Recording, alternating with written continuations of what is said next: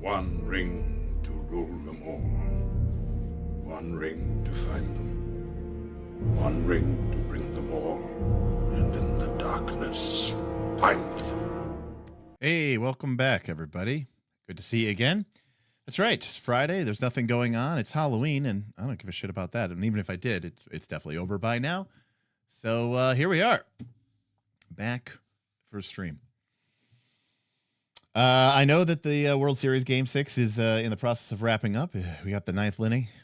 I'm sure it's going to go to Game 7 because the Dodgers are in the lead. And it looks like the Blue Jays bats, well, I mean, they've got 7 hits, but only 1 run. So let's just say Yamamoto is indeed a beast. Why are you sitting here dressed as Snorlax? Because you have style, sir. Style. But no, I know it's only like 8 o'clock on the West Coast, so Halloween might still be winding down over there. But I was going to come online a little earlier, but I decided to just kind of hang out and relax tonight. Everything was shut down tonight. No Friday night game, no Magic the Gathering, no food club. It was a complete loss. So I streaming twice today. That brings the total number of streams this week to, if you count Sunday as the first day of the week, I believe that brings us to stream number 6. So here we go. But I did want to just for my own sake, finish this deep dive in a single week. Now, obviously, this is a more in-depth game, and there's a lot of stuff to cover. And of course, it's also Lord of the Rings, so I have a lot of stuff to say. So obviously, this deep dive has taken longer than most. But when you consider that I spent like 20 hours just the first week of Draw Steel, and we didn't even cover any of the classes. We had to do a separate stream where we covered 2 classes, and I think that took 3 or 4 hours just to do 2 classes. So honestly, you're kind of getting away scot-free here. Man, there's something on my glasses. Hopefully everybody had a good Halloween. I went out to take my dogs for a walk a couple hours ago, and according to all my neighbors, there was like nobody. So there was like nobody. I think they all said they maybe got like 15 or 20 trick-or-treaters come through. So they all have a shitload of candy. My thought on it is, like, for example, this week on like Wednesday, I think Wednesday or Thursday. No, today's Friday. So it was Wednesday. I was driving through, we have a small little downtown in my city that I live in. You know, it's got like coffee shops and restaurants and, some quaint little shops. But I was driving through it at like 5 o'clock or like 5:30, and it was closed. It was shut down. Traffic was a real pain in the ass because they had to divert it around. And the downtown closes all the time. We do an annual there's a rib cook-off, a chili cook-off every year. But it was closed. And I was like, why is it closed? And I was like, and it was because they were doing trick-or-treating, like, in the downtown area. And it was like middle of the day. Well, it was like before sunset. And there was a ton of kids all, with their parents going from restaurant to coffee shop to, pet grooming place or whatever. And it looks like, I think between that and like trunk or treating, I just don't think that kids actually go out on Halloween anymore. I think the kids themselves are like, this is lame. I know my friends who have kids. When I was a kid, I couldn't, number 1, wait to go trick-or-treating. 2, I couldn't wait to be old enough to do it without my parents. And 3, I was out until they stopped handing out candy. And all of my friends are like, yeah, like my kids go for 20 minutes or 25 minutes. And they're like, I'm tired. Can we go home? And I'm like, wow.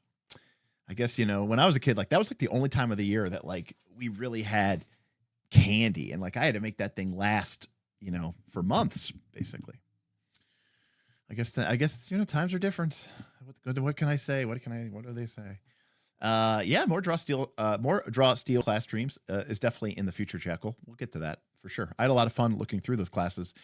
Obviously, there's a lot of stuff to take into account. What I'm really interested to see is, one of the complaints that people used to make about 4th edition, I guess they still technically make it, is that all the classes kind of felt the same, as in, which I always thought was kind of bullshit, but that like you know, they all kind of did the same thing. And I'm curious how different that is or how, if that feels any different in Draw Steel. Oh, absolutely, James Scott. I remember being a kid, and when you first realized that the little plastic bucket, the little jack-o'-lantern plastic bucket, that thing was for kids, right? You had to upgrade to the double-stitched reinforced pillowcase because you had to get that thing filled to the top. So,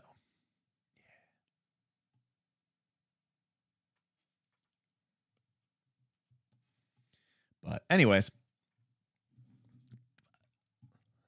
which is also really surprising for my development, because when I moved in here, 15, 16, whatever, 17 years ago, it was mostly older people who had downsized their homes,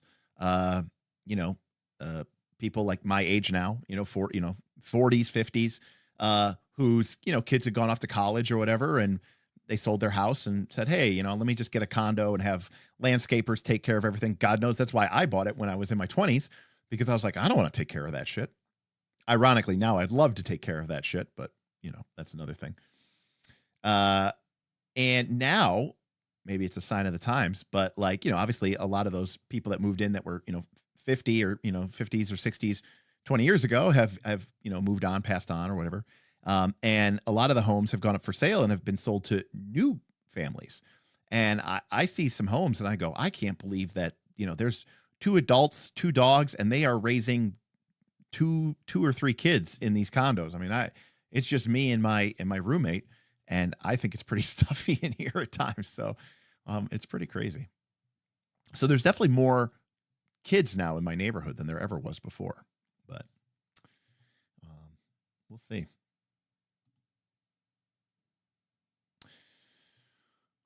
So we're going to cover the last bit of Lord of the Rings today and finish up the deep dive.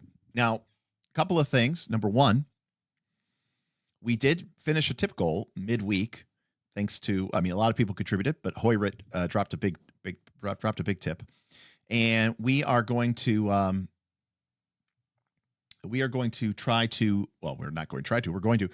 run the One Ring starter set. And we're going to try to do that maybe as an inaugural way to kick off the studio. It's possible it might just be a Patreon only stream, just because it's nice to do something nice for the patrons. So we'll see about that. Well, that's the patrons, and I'll see what they want to do. But it could be useful to be Patreon only, because we'll also be sort of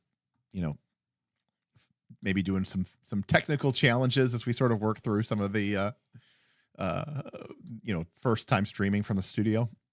So if I start dropping a bunch of MFers, it'd be nice to just be doing that to my folks. But I talked to Bob. Bob said he was down. Tim indicated he would be interested. And Bob's brother, Danny, you guys know Danny from Bob's Baldur's Gate stream, and of course from our original Knights of Last Call when he was playing via phone when he was in the army. Danny is kind of hit or miss. He likes some things, he hates other things, but he likes Lord of the Rings, so he said he would be interested. So I figure if we could get 4 players, that'd be really cool. And I told him it's probably like a 1.5 shot, so it'll probably be more like a 2 shot, but I think that'd be fun to get some people in. Now, quite separately, I have set up a new ambitious tip goal, and we'll leave that up for a little bit, see if there's any motion or activity on it, which is called the Moria Delve Too Deep Fund. And that is basically, I haven't gotten to the full set of rules yet, but it's my understanding that they created a set of solo rules in the back of the Moria supplement. And the purpose of these rules is that you create a band of dwarves, not just one, well, like you have a lead dwarf, but like you have like a group of dwarfs and NPCs. And it's got a bunch of rules for like managing this basically is your own little personal company, and basically trying to retake and help, presumably Balin, retake Moria, which sounded really, really fun. And I thought it might be a fun thing to do online or with the patrons. And so we'll see if there's any interest in that. And if there is, maybe we can figure out a way to set it up and make it fun and have people in chat and stuff like that contribute in a way that other people don't. Obviously, there's people like Trevor from Trevor. I can't think of his last name. Trevor from Me, Myself, and I. And, he does these sort of solo playthroughs.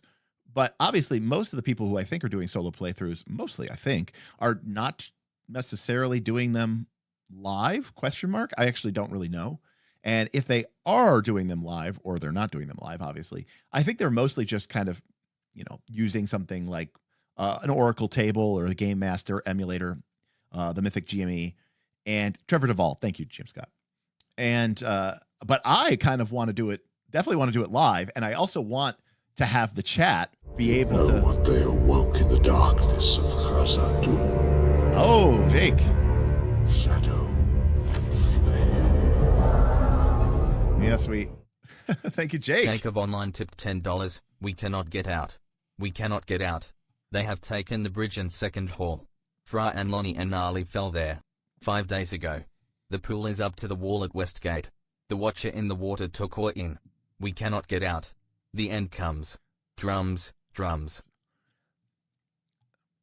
Fantastic, Jake. Great. And that was a great introduction to I put up a new while we have this tip goal up, we have a new tip sound. So thank you, Jake, for getting us underway here.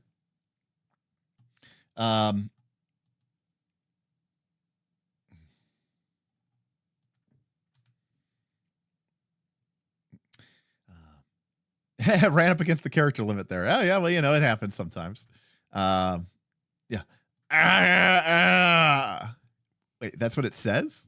Yes. Well, he didn't carve. But I do love the idea that, they were writing in the Book of Marzabul, like right up into the moment, right, when the orcs breached the chamber of Marzabul. What an end for Balin and company, which is pretty cool. So, anyways, I think that'd be a lot of fun. It might be something new and interesting to try, and something that I can do, maybe at different hours than I normally do my live stream or something like that. Like maybe it's something that I can do like on Monday afternoons or something like that, right? So it'd be a lot of fun.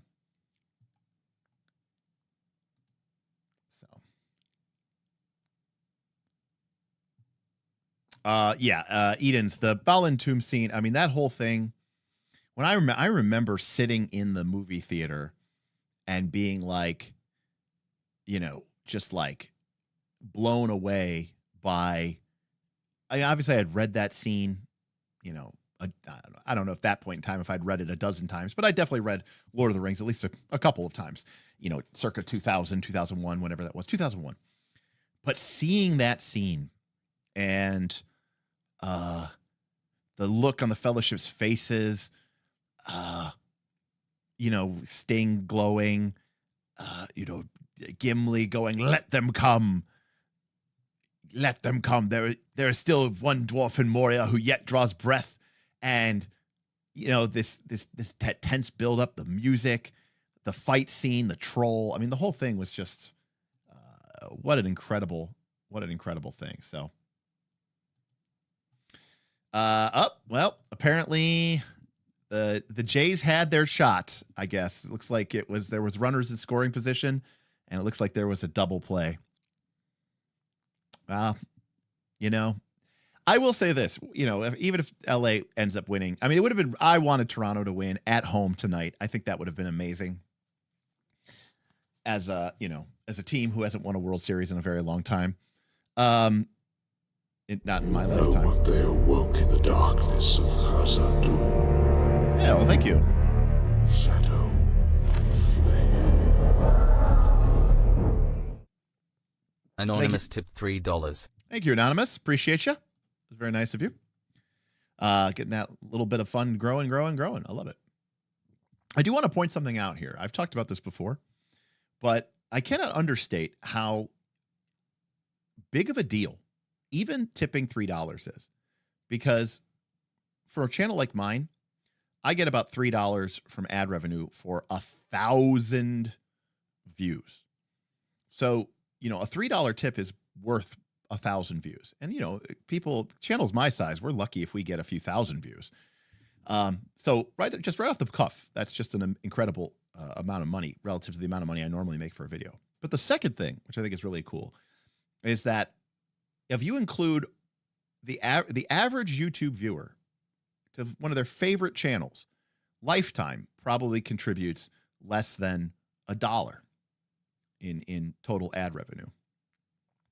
So when someone when someone even tips a couple of dollars, like you are in the top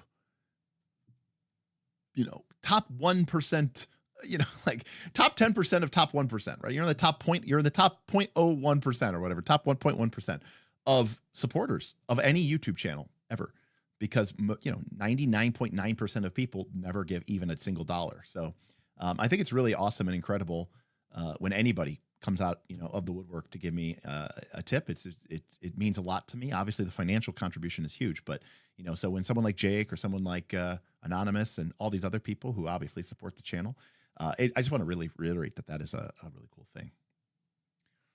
Well, sorry, Blue Jays.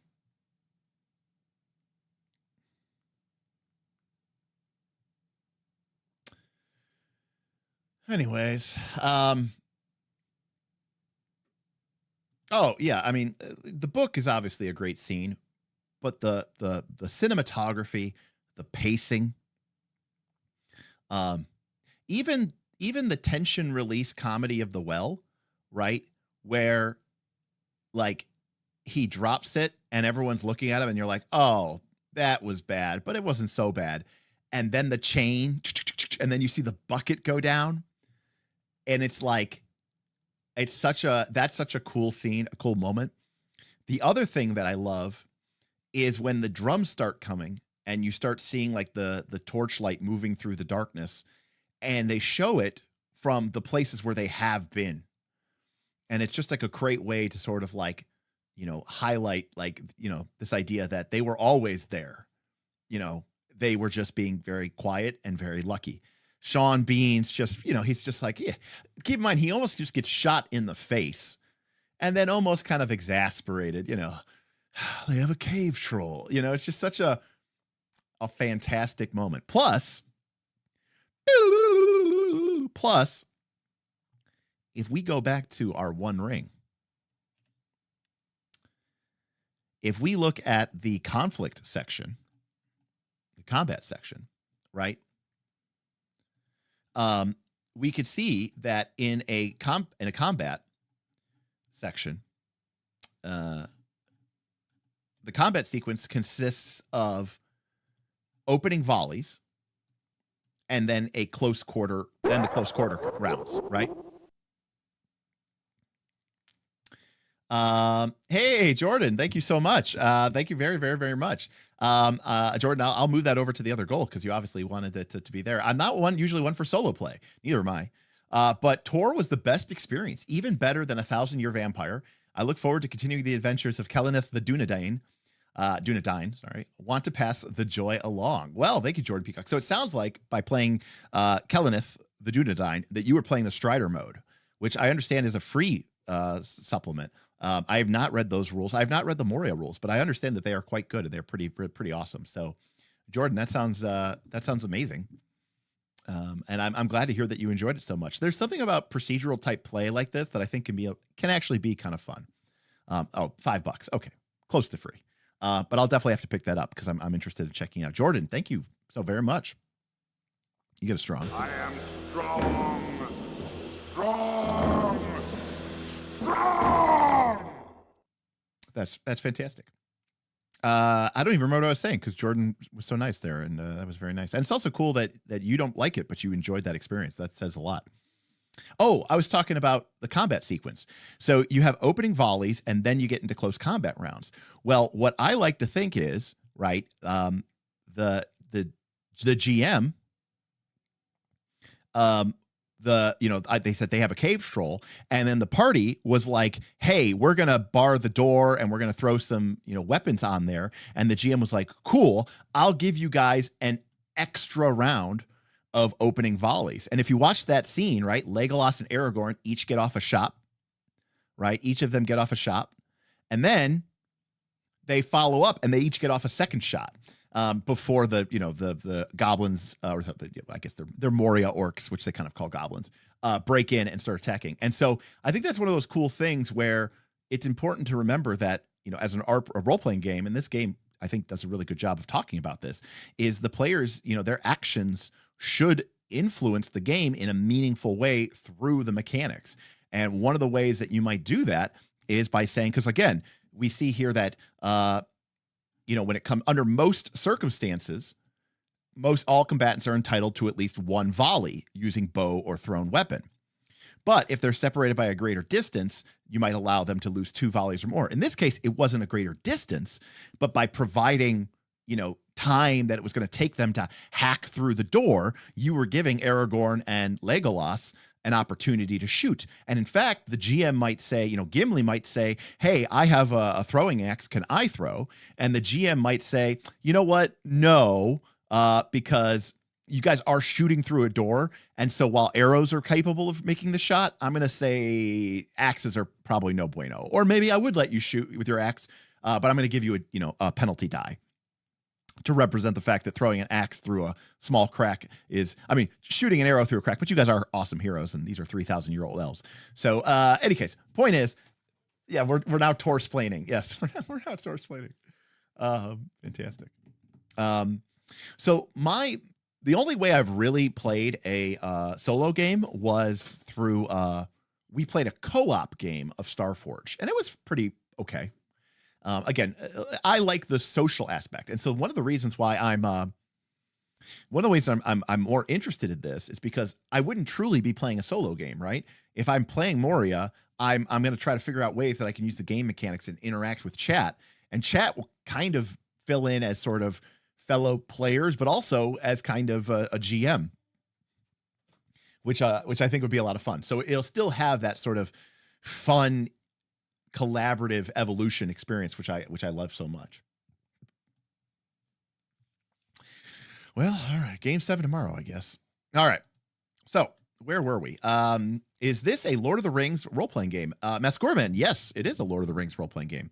It is the 2nd edition of the One Ring RPG, which came out 2021. After a pretty successful Kickstarter campaign. It's called The One Ring. Now, to be clear, there is also this game. This is the Lord of the Rings role-playing game. Note the 5e. This game is 5th edition. Now, it's produced by Free League. It has a lot of the same art style and art pieces, and it's still a very, very, very beautiful book. But it's 5th edition. It uses D20s, proficiency bonus. Your armor class is just, 13 plus dex, 14 plus dex. So while it still has a lot of the now, like 5th edition, like Lord of the Rings, it does not have, it doesn't have a mage. There's no cleric. There's no spellcaster. So that part is pretty cool. And they do add some really neat rules in this book for things like accumulating shadow and shadow points and stuff like that, which is pretty cool. So you still sort of track that stuff. That's a great question, Jake. I don't know. I'm assuming it does. Hold on a second.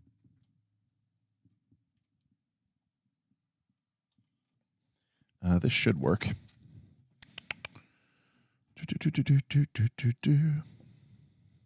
She's shaking. Okay, that's...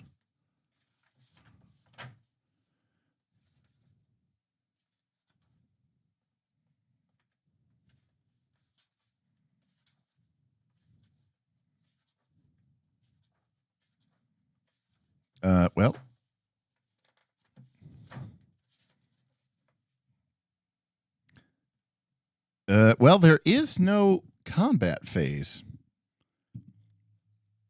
So they only have rules for council and journey. Interesting. Are they just like, use the 5th edition rules? Probably. Let me see here.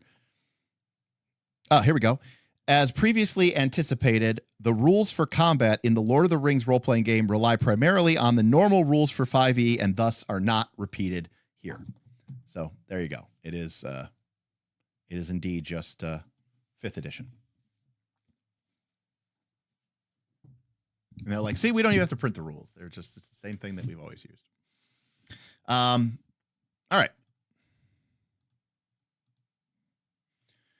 So as we previously noted in the last 2 streams, the majority of your campaign is going to be the adventuring phase. This is very much a GM driven, which is called the Loremaster phase, in which, now granted, it'll have been set up by the players. Where do they want to go? What are they trying to adventure? What did their patron ask them to do? But to be, there's an element of Lord of the Rings that is very much tied to the idea of quest givers and quest giving. And during the adventuring phase, the players are sort of reacting, right? They have a quest to go do, and it's the GM's responsibility to set scenes and set challenges before them. And this is usually going to take somewhere between 1 to 3 sessions of play, but 2 to 3 sessions of play is pretty normal. After an adventuring phase during an adventuring phase, the GM is going to be giving you challenges, and that might lead to things like combats, councils, and journeys. However, after an adventuring phase starts a fellowship phase. And this is like, sometimes we call it downtime, but it's a player-driven phase. All right? So we're going to see how they handle that in this game. Heroes are not always busy navigating deep caverns, fighting the shadow, or fleeing from dangers. Even the most eager of adventurers needs time to rest, gather their wits, and allow time for their hurts to mend. Whether the player heroes spend it on pursuit of a personal goal or simply resting, regardless, this time between adventures is called Fellowship Phase. The Fellowship Phase is a gameplay instance driven by the player's choices. While during the venturing phase, players react to the Loremaster's storytelling prompts, during a Fellowship Phase, they get to elaborate upon their player hero's stories and ambitions and to mark their adventurer's progression. The Loremaster is invited to sit back and follow what the players have to say about their characters. Now, there are some mechanical elements to this Fellowship Phase. We can see it over here in a structure. But I want to be very clear that I think that this is a fine time, if you will, for what I would normally call fluffy bullshit time. I think when the players are out adventuring, there are high stakes at work, they're in a dangerous position. That's not the time to be like talking about your goals and your thoughts and your feelings as much. But when you're back at, the Inn of the Prancing Pony for a few weeks, or you're back at Rivendell for the rest of the fall, that might be a time where you have these more quiet, intimate moments. And I think that is, appropriate. If we go back to the Fellowship of the Ring movie, right, there's 2 great scenes. Well, I can think of several, but there's a great scene with Aragorn and Boromir. I think it might be in the extended edition, where Aragorn comes over to Boromir and he says, take rest. These borders are well guarded. And, he says, I will find no rest here. I heard her speak of the ruin of my people and, blah, blah, blah, blah, blah, blah, blah, blah, blah. And it's really just a moment between Aragorn and Boromir. And it's kind of Boromir kind of, in a way, sort of, kind of asking Aragorn, like, are you going to step up? And seeing this kind of quiet desperation that Boromir has and realizing that he's not really a bad guy. He's just desperate, and it's a rough spot to be in. So we see those moments, and I think that's very appropriate in, say, a Fellowship Phase. All right. But also, too, the players are driving it. That's the key. It's not like the GM saying, here's a scene, here's a scene, here's a scene. It's kind of more of the players driving it. I want to go talk to Elrond. I want to go talk to my fellow player character. I want to have a scene with them. I want to talk to them. So if the adventuring phase is all about the GM framing the scenes, in the Fellowship Phase, the players are the ones that I think should be framing the scenes. Players are encouraged to narrate in detail what they do during a Fellowship Phase, not necessarily limiting themselves to those activities with a direct gaming effect. They might inquire about leads, problems, opportunities, and such. Now, this means that the fellowship phase, using the Blades in the Dark terminology, is not just downtime with a capital D from Blades in the Dark, where you have this very mechanical procedural element, but it's also what is known in Blades in the Dark as free play. And free play plus downtime represents the time between scores before the players basically eventually go on their next score. And free play is an area where, the players are free to, again, do things like inquire about leads, problems, opportunities, figure out what do we need to do next? What should we be doing next? What do we care about? What are our goals? What is our enemy up to? What's important? How do I feel about this? So I think that's all really, really good stuff. When they do so, the players must always keep in mind the length of a fellowship phase and its geographical limits. Moreover, they should not or must not introduce new background information, such as exploring a location they've never visited before or making the acquaintances of personalities they haven't yet encountered. In other words, the players should not be, again, this game is kind of not very narrative in that way. It's not like going like, oh, invent some important person that you can go talk to. It's like, no, like if you haven't met Elrond, you don't get to just decide that you meet Elrond. And, you're not going to be like, oh, while we're doing downtime, my character visits an ancient elven ruin and does some research. It's like, no, that's not really appropriate here. It's a little bit more grounded than some of the games that we have looked at a lot in this channel. And basically, and we talked about this a little bit with Torchbearer. In Torchbearer, you have this idea of, some activities are better suited for the adventuring phase, and some are better suited for the camp phase or the town phase, and don't confuse the two. A fellowship phase marks the conclusion of each adventuring phase, and as such, ideally takes place at the end of a gaming session. Otherwise, it could open a new session and precede the next adventuring phase. So the way I see this is, you're running the game session, the players, finish, they kill the big bad, evil guy, or they recover the ancient elven relic artifact. And it's 9:00 and you guys normally play till 10:30. Cool. Let's do the fellowship phase. Let's finish up the session, kind of figure out what we're going to do. And then next time we'll go from there.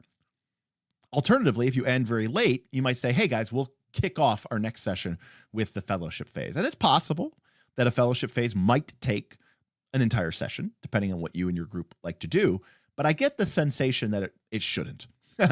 There's it's not that much stuff for you to do. So again, I think that it's important to note there. So the first thing is we set a duration, weeks, days, weeks, or even months. It could last a minimum of a week, but up to an entire season. And normally the longest fellowship phase is taken during the midwinter called Yule. So again, Lord of the Rings, one of the things that I like about it, I mean, this should be true of almost any game.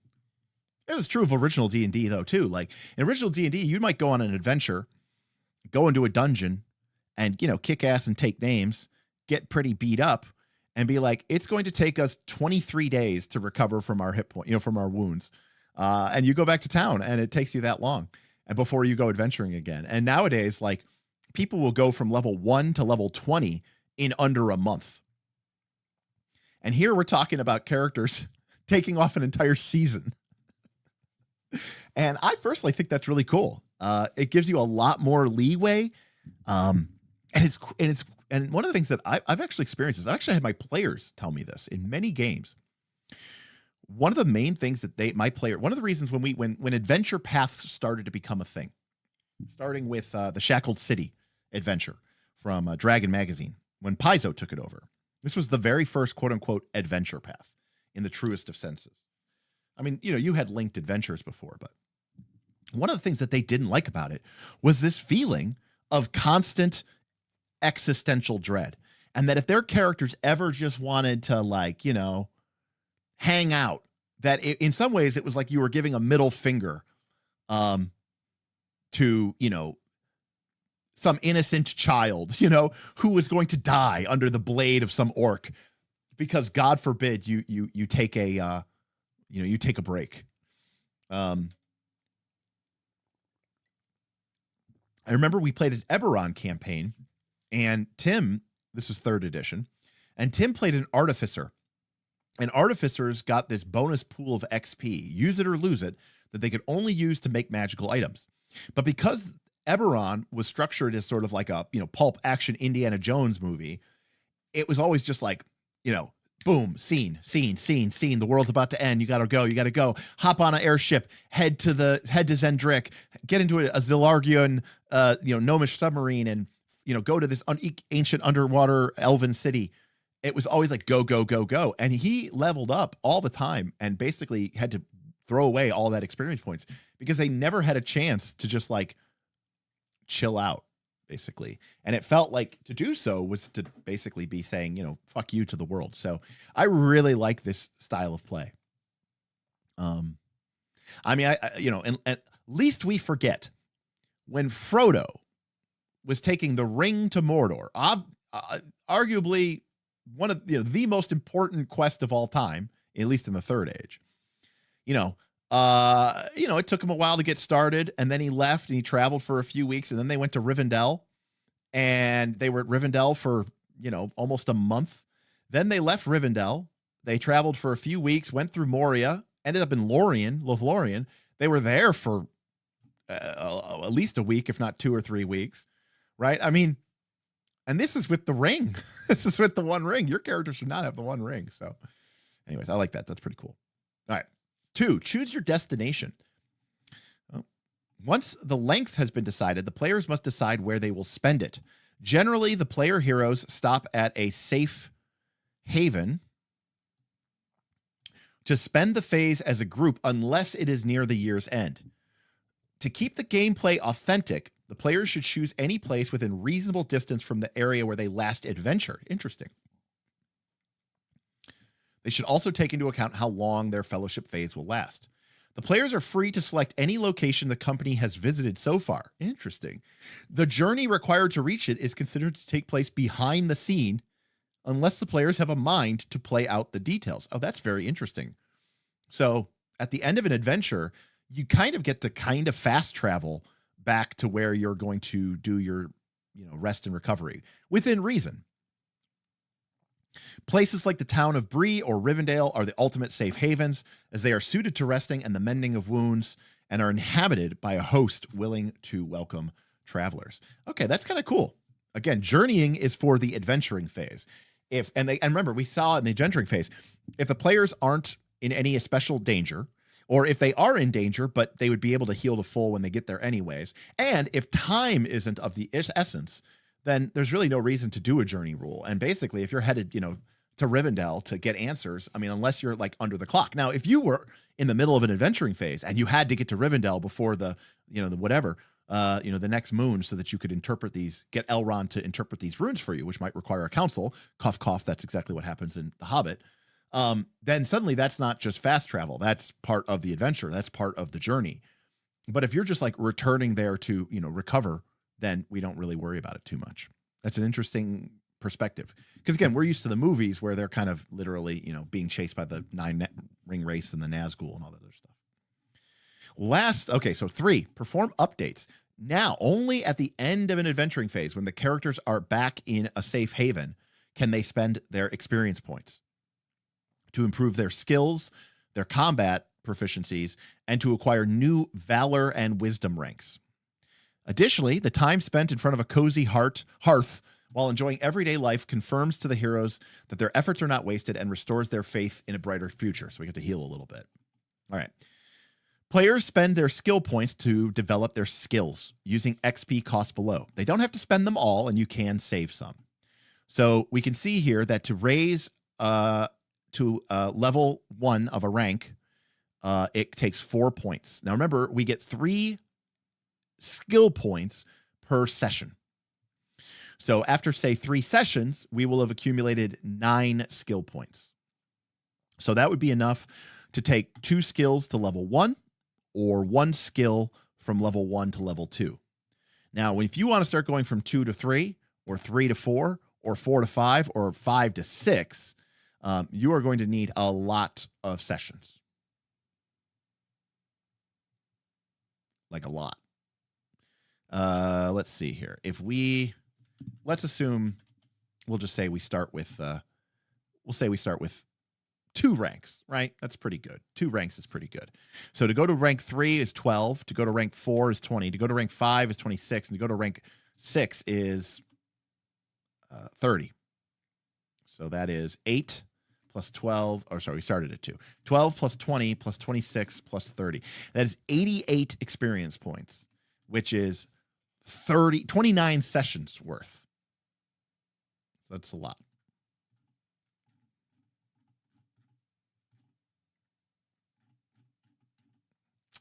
During a single phase, fellowship phase, you can only get a maximum of 1 rank in each skill. So you can't go from like 0 to 2. You can't go from 1 to 3. You could go from 0 to 1 in a bunch of skills, but you can never gain more than 1 at a time, even if you have all the experience points. Okay. So that is training. But then there is also growth, because remember, we get skill points each session. We also get adventure points each session. Adventure points are used to either increase our wisdom or valor. These are kind of like our levels, but not really. Remember, when our wisdom goes up, we get a new virtue, kind of like a feat, a super feat, and valor. And when our valor goes up, we get a cool new like reward, like an heirloom of our people, or, one of our patrons gifts us, a cool magical item. And again, we see this in Fellowship of the Ring, right? Where they go to Lothlorien and, here's Elven Cloak, and here's Hithline, here's Lembas, there's a bunch of kind of gifting being going on. So it's like on that scale of things. Or you can use your adventuring points to increase your combat proficiencies. Remember, there are 4 combat proficiencies: bow, axes, swords, spear. So those cost the same as raising our skills, but they come from a different pool of points. So, for example, if you want to take your valor rank from 1 to 2, then it costs 8 points.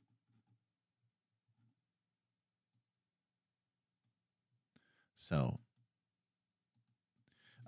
that's interesting, Jordan. I remember reading, or at least I thought I read it.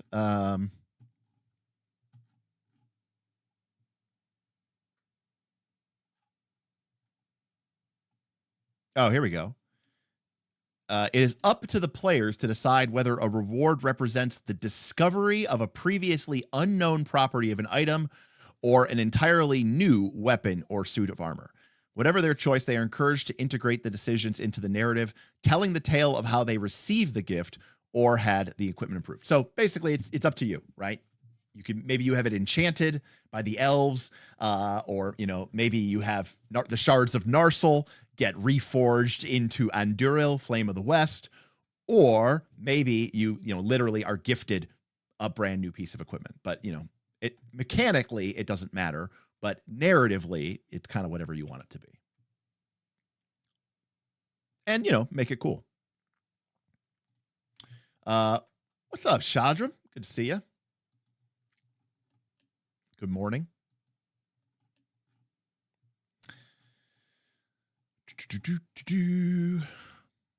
Okay. Players may buy a rank in a combat proficiency, valor, or wisdom if they have enough experience, adventure points. Whenever you get a new valor or wisdom rank, you also get a new reward or a new virtue. During a single fellowship phase, players can acquire a maximum of 1 rank in each combat proficiency. You can also buy a rank in either wisdom or valor, but not both. So even if you somehow had a lot of adventuring points, you couldn't raise wisdom and valor in the same fellowship phase. So number 1, when you get your experience points, you have to wait until you're in basically weeks of downtime in a safe haven to actually spend them. And when you do spend them, either training or growing, you're still limited basically to only getting 1 rank at a time. So this is now I think this is kind of the best of both worlds. It's a fairly slow burn. But it's a fairly slow burn, but you're getting experience points every session. Fellowship phases happen every 2 to 3 sessions.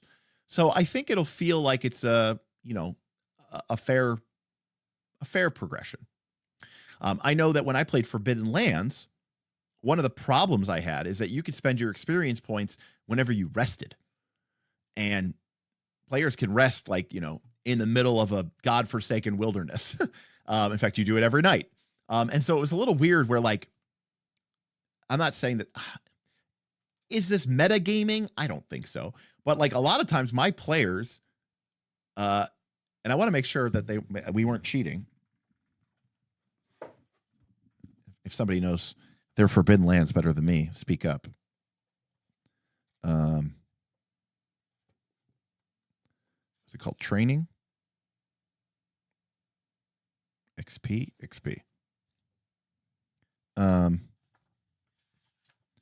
Yeah, you can use your XP to improve your skills and talents or learn new ones. You can only spend XP during a quarter day when you rest or sleep. And to be clear, you do this every day. Now, my players were fond of keeping some XP unspent, because that way, if they were adventuring and they suddenly realized that they needed a new skill or a new talent, they could kind of like Neo it in the Matrix and kind of be like, teach me how to fly a helicopter. And they could like go to sleep, spend their experience points, and when they would wake up, suddenly they would have a brand new talent and a brand new skill. And again, they weren't cheating. I mean, that's I don't think they were being scummy. Like, that's just the rule in the game. I mean, that's what that rule is intended to do. It was a little strange, to say the least. So I much prefer this, right? This feels much like, it still feels like it's coming, fast and furious, but it's much more reasonable and has a modicum of sense to it. All right. Spiritual recovery. All right, so here we go. During each fellowship phase, all player heroes automatically recover a number of hope points equal to their heart score, and you get them all back at the winter phase, the end of year, the Yule phase. It's like the big one. I think they say you should do a Yule every third fellowship phase. So you'll adventure for a few sessions, have a fellowship phase. You'll adventure for a few sessions, have a fellowship phase. Then you'll adventure for a few sessions, and then you'll have a Yule / year-end / fellowship phase. So every 3 adventures, you kind of get all your hope points back. Or, you get them for free. Then, if an adventuring phase resulted in what can be considered a positive outcome in the fight against the shadow, then, and only then, can the company recover some shadow points. Now, remember, we haven't really got into this yet, but we talked about it back on our character sheet. Shadow points accumulate when, bad stuff happens to you. And if your shadow points get too high, your character will become miserable. And if your shadow points equal your maximum hope score, the only way that you can get rid of them is if you have a bout of madness and go down your shadow path and become that much closer to giving into the shadow. So in this case, the lore master weighs the actions of the company against the broader context of the entire Third Age and allow them to remove 1, 2, or 3 shadow points, depending on how noteworthy you would determine their accomplishments to be. If they fucked with them a little bit, you remove 1. If it's some serious activity, serious damage, it's 2. And if they have committed feats that would gain the attention of the Dark Lord or one of his most major servants themselves, then they can remove 3. So, if you're accumulating the shadow points, you might only get to be able to take off 1 or 2. 3 is obviously a big deal. So, it all depends on your adventure too. It's possible the GM might say, hey, that was a cool adventure, but it didn't really, it wasn't really about the fight against the shadow. And so I'm not, I award you no points, and may God have mercy on your soul. Lastly, we choose undertakings. These are time-consuming endeavors that you can only do during a lengthy stop like a fellowship phase. The players select a number of activities based whether it's a normal fellowship phase or if it's the end of year Yule phase. So this is Yule, Christmas time, basically. Approximately once every 3 fellowship phases, winter comes, and with it, the end of the year. Normally, they spend the entire cold season as a single lengthened fellowship phase. Life in the wild is already unforgiving, and adventurers prefer to have a roof over the head when the wind is howling and the land is buried in snow. This is, again, something that I love, Smith loves, ever since we first encountered it in Mouse Guard and then in Torchbearer, where it is literally called the winter phase. And this is like a separate session dedicated to where you sit down, you talk about the year, you change your characters up a little bit. And I would say that even if you do your fellowship phases as sort of the capstone or the bookend to a session, and you don't give it its full session, I do think Yule is probably a good time to say, hey, that entire session is going to be dedicated to just this one lengthened fellowship phase. In most cases, the company temporarily disbands in Yule, and they take this chance to return home and enjoy some time amongst their family and folk. 3 months are enough for any player hero to return home from any location other than the most remote of them. So not only is the Yule phase about taking an extended downtime, basically the adventurers go like on holiday. They like, hey, I'm going to go home and see my family. I'm going to go, hang out with my folks, my people, return home. This is very different. It's a much more slow-paced approach to adventuring than we're used to, right? Where it's just like, go, go, go, go, go. There's no time. Go, go, go, go, go. And we just get this much more like, this is a long process. And I think that's kind of cool. It gives it a very different vibe than what we're used to in most of these games. With Yule it means that all heroes have aged a year. So everybody notes that they age a year. During Yule, all player heroes recover all hope. You also get bonus skill points equal to their wits rating. So smart characters get a bonus XP at Yule. Okay. Then the Loremaster should also take the chance to, during the Yule Fellowship, to update the company on the changes that are taking place in the world that the players would know about. They can use information in the setting chapter to determine what news reaches the hero, tailing the information. Keeping the company up to date with important news is a way to insert background elements into the next adventuring phase. So this is basically a way of saying, hey, every 3 adventures or so, winter comes, and the players are going to basically spend a lot of time resting, recovering, going home, maybe revisiting, figuring out what they're going to do come spring.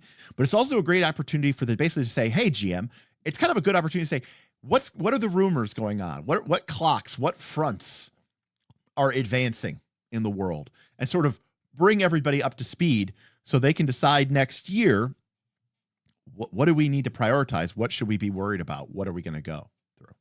Which is cool. In addition, so we have a little sidebar here. In addition to their various endeavors, during the fellowship phase, the players are free to change the selection of their useful items. So remember, we have, depending on how wealthy our character is, we have a handful of useful items that we can sometimes use to get bonuses to specific skills. Well, when you're taking a few weeks off, you might say, hey, I want to bring along a stout pair of boots, or I want to bring a hunting knife, or, a bottle of, what is it called? Well, that might be a magical item, but I was going to say Mirovoir. It's like the liquor of Rivendell. All right.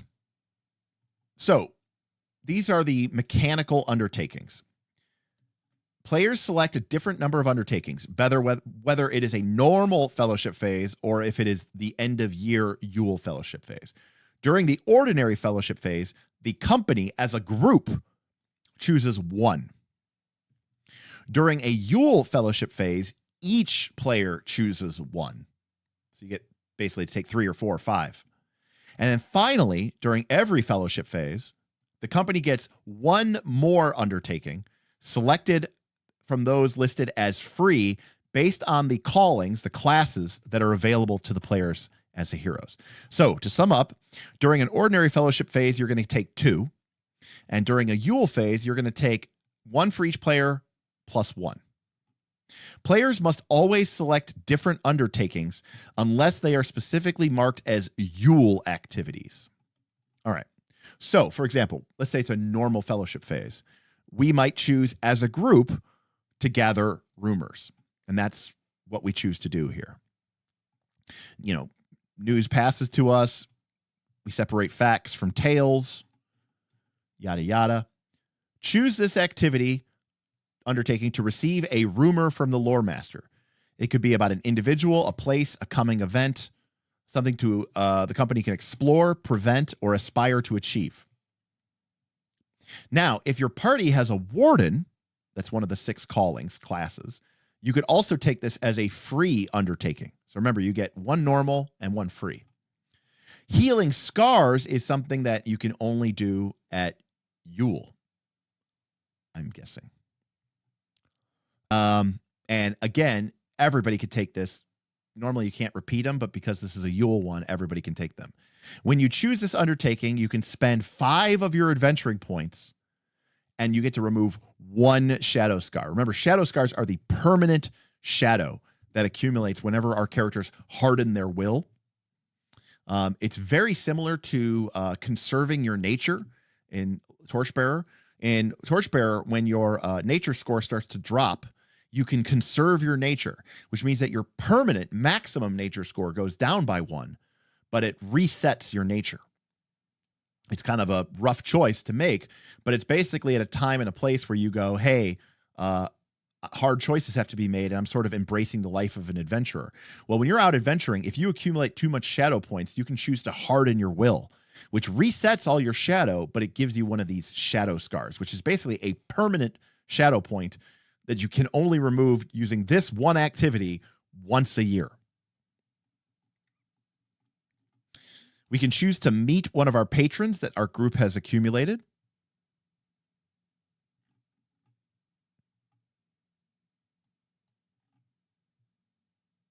They generally involve the player hero asking the patron for assistance, possibly accepting a task requested by the patron in return. If you have a messenger, you can do this activity for free. You can ponder storied and figured maps. Who doesn't love looking over some good maps? If you do this, you get a bonus to your journey rolls in the next step of your next adventure. And if you have a scholar, you can do this for free. Now, we talked a little bit about this before, but you can also, only during Yule phase, raise an heir. So if your character dies, you can basically bring in your new character, and they're going to start basically with more experience and higher level.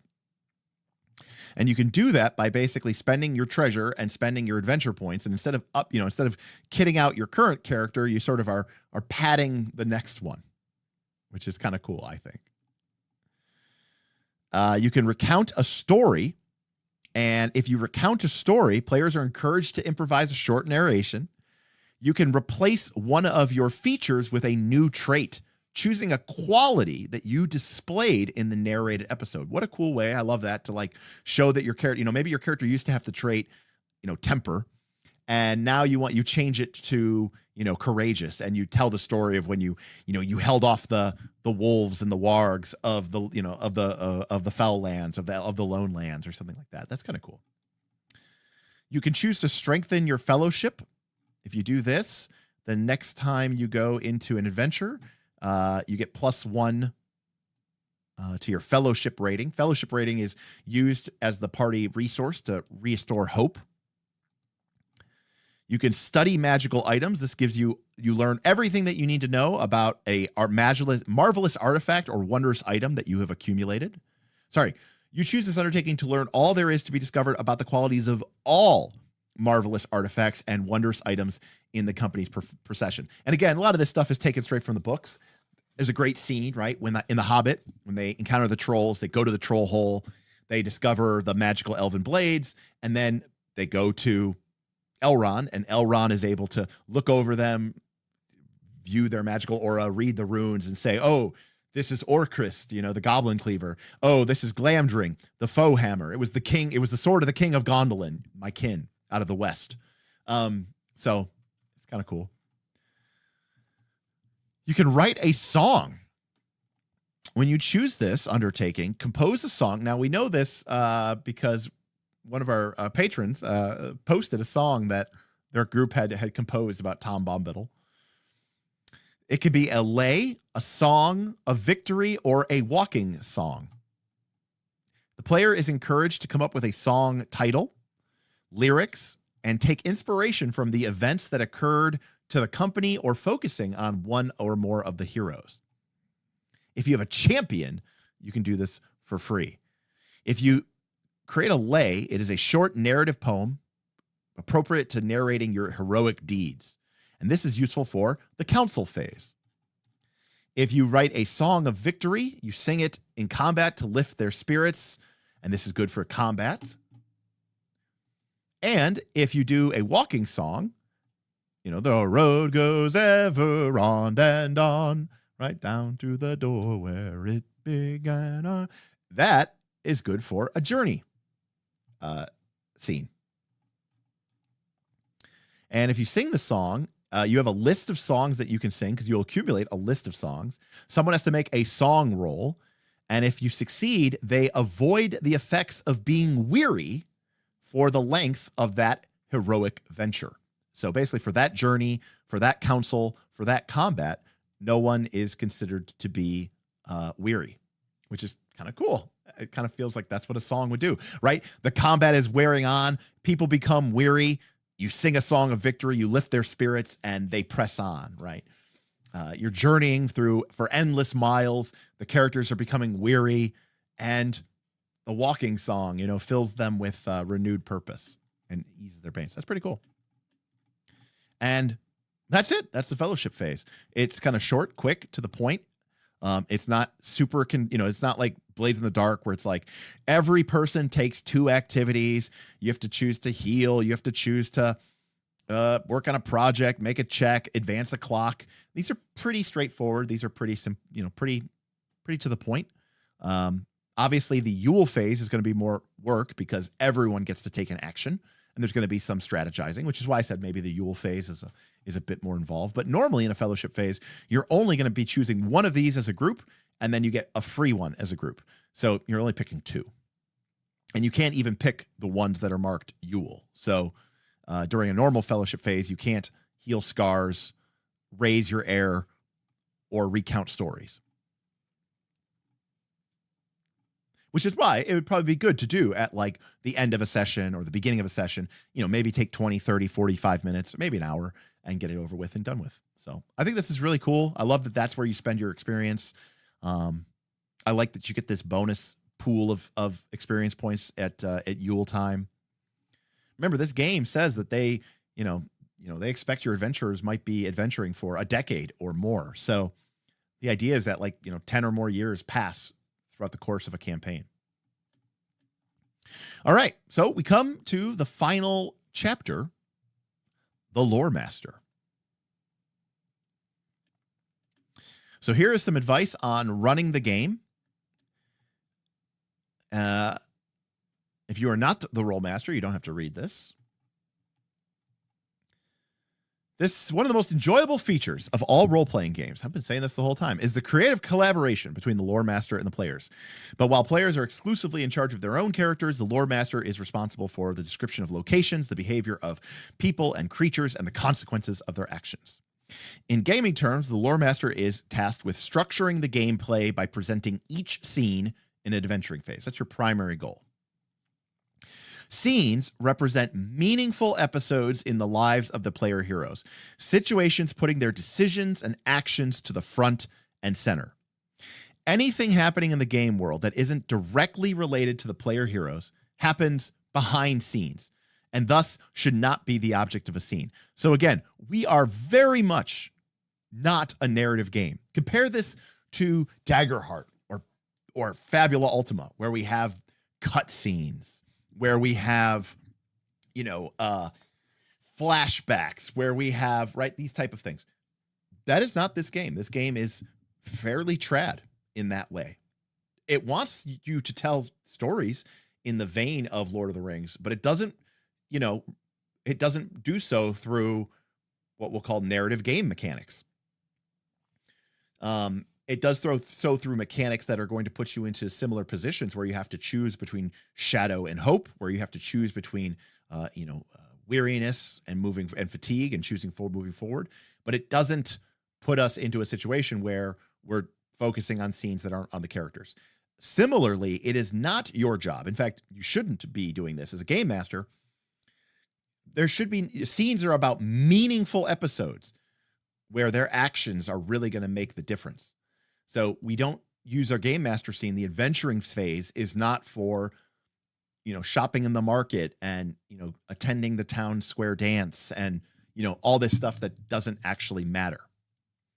Now, not every scene in a session are the same. Some scenes might take an entire gaming session as they focus on the player hero's attempts at achieving their objective. Other scenes might be lesser important and are just described what happens as you move from one scene to another. From this point of view, a typical session can be summarized as this. The lore master presents each main scene to the players, framing the situation from the point of view of the players. The players react, consider their options, and describe their actions. The lore master then describes the consequences of those actions, and then the lore master advances the gameplay, either continuing the current scene or saying, okay, scene, wrap the scene, go to the let's frame the next one, right? We pick up several days later on the edges of the dead marshes, right? Move to the next important moment, move to the next scene, move to the next beat. So while this isn't necessarily a narrative game mechanic, it is definitely a narrative framing tool where we aren't necessarily concerned about literally playing out every square mile, every square minute, tracking everything from a point of view of, yeah, but what did you do in the morning? What did you do in the afternoon? What did you do in the evening? What did you do at night? And then the next day, what did you do in the morning? What did you do in the evening? What did you do in the afternoon? What did you do in the evening? What did you do at night? Forbidden Lands functions that way, and it's very much simulationist driven, very survival oriented. While this game features journeying and traveling, we don't even have rules for rations and supplies. So there's a level here. This game is sort of it's a weird game. Actually, now I'm getting a feel for it. It's a weird game. It's simulationist, but without any of the stuff that is tedious about simulationism, which is interesting. All right. So step 1, frame a scene. The lore master frames each scene, tells you when it's happening, where it's happening, and who's there. This is the lore master functioning as a director, right? We talk about that all the time, right? Like looking at the eyes of being a director. We talk about the director stance, right? As a player, but obviously as a game master, this is you going, okay, I want to set a new scene, right? Fade to black, fade back in, new scene. Once the scene is set, the players have to react to it, right? PBTA would say, describe what's going on. Where are they? When is it? Who's here? What's happening? Why are you here? What do you do, right? And everything with what do you do? While the lore master is in charge of framing the scene, it is completely up to the players to decide how they intend to approach the situation that scene described.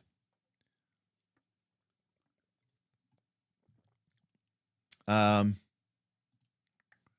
getting a weird message. Am I still live? Hello? Hopefully I am. My message went through. Okay. All right, cool. So I guess that was just a weird thing there. Shadram, I like the narrative framing, and journeys do a decent job of telling the story of travel without distracting too much. Yeah, so, I would say that this game in some ways is truly simulationist light. We don't just, hand wave the journeys, but we also don't track each individual hex. We don't track each quarter day. We don't track each stretch of time. We do the journey. There's some game elements, some game mechanics. We feel the process of that journey. We definitely are focusing on certain elements of it, but we're not focusing literally on every step of the way. Neither are we saying, okay, several days pass and you arrive at the dungeon. So it's kind of an in-between, which I think is kind of attractive, especially depending on what, type of players that your group has. So describe the consequences of the player's actions. Once they have made their course of action, The lore master will use the rules for action resolution and heroic ventures. Remember, heroic ventures are combat, councils, and journeys. So you're going to be using the rules for making skill checks, or you're going to be using the rules for combat, council, and journeys, depending on what the players said they're going to do. This is the role of the lore master as referee, right? This is where you are applying the game rules, making game decisions, making calls. Should I apply a penalty dice? Should this be a combat? Should this be a journey? Should this just be a skill check, right? You're making a game decision call. The lore master assists the players when they choose actions for their characters to accomplish, calls for die rolls if they are required, and then describes the consequence of those rolls. To advance the gameplay in a way that follows the choices of the characters or players, the lore master must make sure that the consequences of all actions, whether they succeed or not, are given an appropriate narrative weight. I think this is a way of saying, fail forward, right? Like don't, when the players succeed or fail, it needs to move the narrative forward in some way. It should matter, because if it didn't matter, we shouldn't have been rolling for it, right? What's up, KC? Sorry, your people couldn't close it out tonight. I was pulling for you. I was rooting for you. I wanted to see him win it. Sorry to see that they did not. It's okay. It's okay. You got one more shot. Got one more opportunity. Baseball's a hell of a game. First day of October, or first day of November. Additional guidelines are presented on page 130. Okay, we'll get to that. And then lastly, we advance the gameplay. The lore master adds new narrative elements to the gameplay as necessary, driven by the actions of the players and their consequences. This is the role of the lore master as narrator. Taking into consideration what the players have done, the lore master develops several options about where the situation may lead to set up and follow up the scene in an organic way. This is a great way of thinking about your job as a GM. You're a director at first, setting a scene that seems interesting and gives the players enough information to make good choices. That's an important skill. Then we function as a referee and make sure that we are applying the game rules correctly, that we're making sure that we are assessing mechanical benefits, mechanical penalties, that we're using the right resolution system, whether it's a skill check, whether it's a combat scene or a journey scene. And then once that skill check or once that combat or once that journey scene is done, then we fall into the role of the narrator. And we need to think about, okay, how does this change the story? How does this, where does the story go from here? We shouldn't just railroad. That would be the lore master as, I don't know, as a lore master as railroad engineer. But no, we're a narrator. So it's our job to take those actions, which we had no idea what the players were going to do, and then to take the outcome from those actions, which again, we can't predict, and then organically, seamlessly blend it with what we know of the game elements, the story elements, to move the story and the scene forward. Honestly, this is where a lot of people have a lot of difficulty.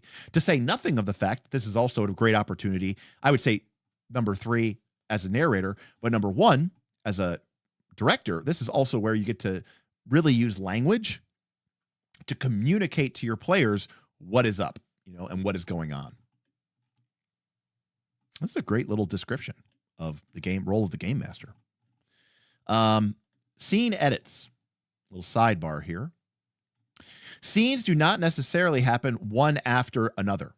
A scene following another that was just played does not have to take place immediately after the one preceding it, nor must it take place in a location that is nearby. So this is basically saying you don't have to go minute to minute. If a long stretch of game time passes from one scene to another, the lore master might describe what happens as a cinematographic montage, while if the action moves to a location far away, you might consider using the rules for journeys. So again, this idea of we're not using flashbacks and we're not using cut scenes or cutaways or, we're not using that kind of narrative trick, but we don't necessarily have to literally play out every minute, every day of the players. So it's a useful tool for you to remember. These options are not for the lore. By the way, so this is talking about the narrative, right? So the players took actions. As a narrator, it is your job to develop several options about where the situation may go. Now, we've talked about this before, but I think the magic number, the minimum number is obviously 2, but the magic number is 3. I think more than 3 is too much. You could go 4 sometimes, but honestly, I still feel like 2 is the minimum, 3 is the magic number. And as the book says, these options are not for the lore master to choose from. To give the players the opportunity to make real decisions, multiple options must be presented as viable choices. The last thing a lore master should do is railroad players and make them conform to a pre-made idea of how a game should progress. So, after a scene is described and the players take actions, and you have to think about the consequence of those actions and narrate how the world has changed, you should really be thinking of, how do I describe and express that because of your actions, there are now 2 or 3 sort of paths or opportunities. Now, that doesn't mean that the players might not conceivably think of a 4th one or a new one that you didn't think of, which is fine. But as a lore master, I think you should be in the presentation of sort of guiding the ship in that way. But which one they choose, that's up to you, or that's up to them.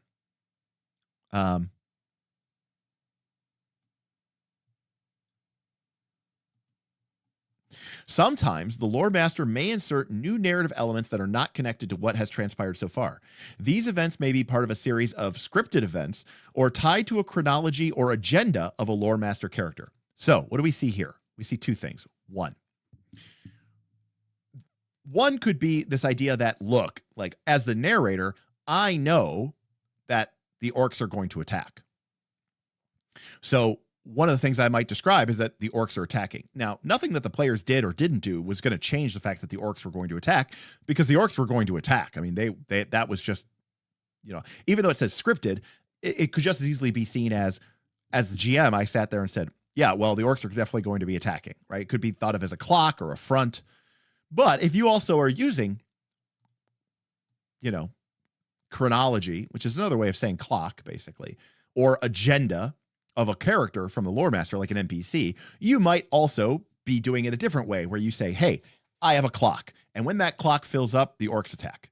And regardless of what the players did in the last scene, if the clock fills up, the players, the orcs attack. So there's a couple different ways that you could view that. I don't think it's bad. I don't think every decision that the narrators that happens to the NPCs has to be tied to a clock. I think it's totally reasonable to be like, as a GM, to make a decision and say, yeah, if on the 3rd day the orcs attack, that's what's going to happen in the story. Regardless of what happens or what the players do, that's what's going to happen. Obviously, if they go and kill all the orcs, then maybe they don't attack, but it doesn't always necessarily have to tie directly to what the players just did, because that event, the world is bigger than just the players, is another way of saying that, which is really great. All right, so we talk about the qualities. So this is breaking down all of the information. Being a lore master is an immensely satisfying role for a Tolkien enthusiast, a chance to experience the world of Middle-earth as its creator did. So this talks about breaking down the role of the lore master as director, as referee, and as narrator. There's a lot more GM advice here than I expected there to be.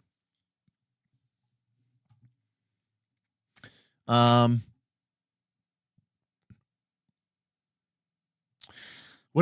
a couple things here about lore master as director. Again, it's about, thinking of a movie director or theater director. What's on stage? What are the players going to be reacting to?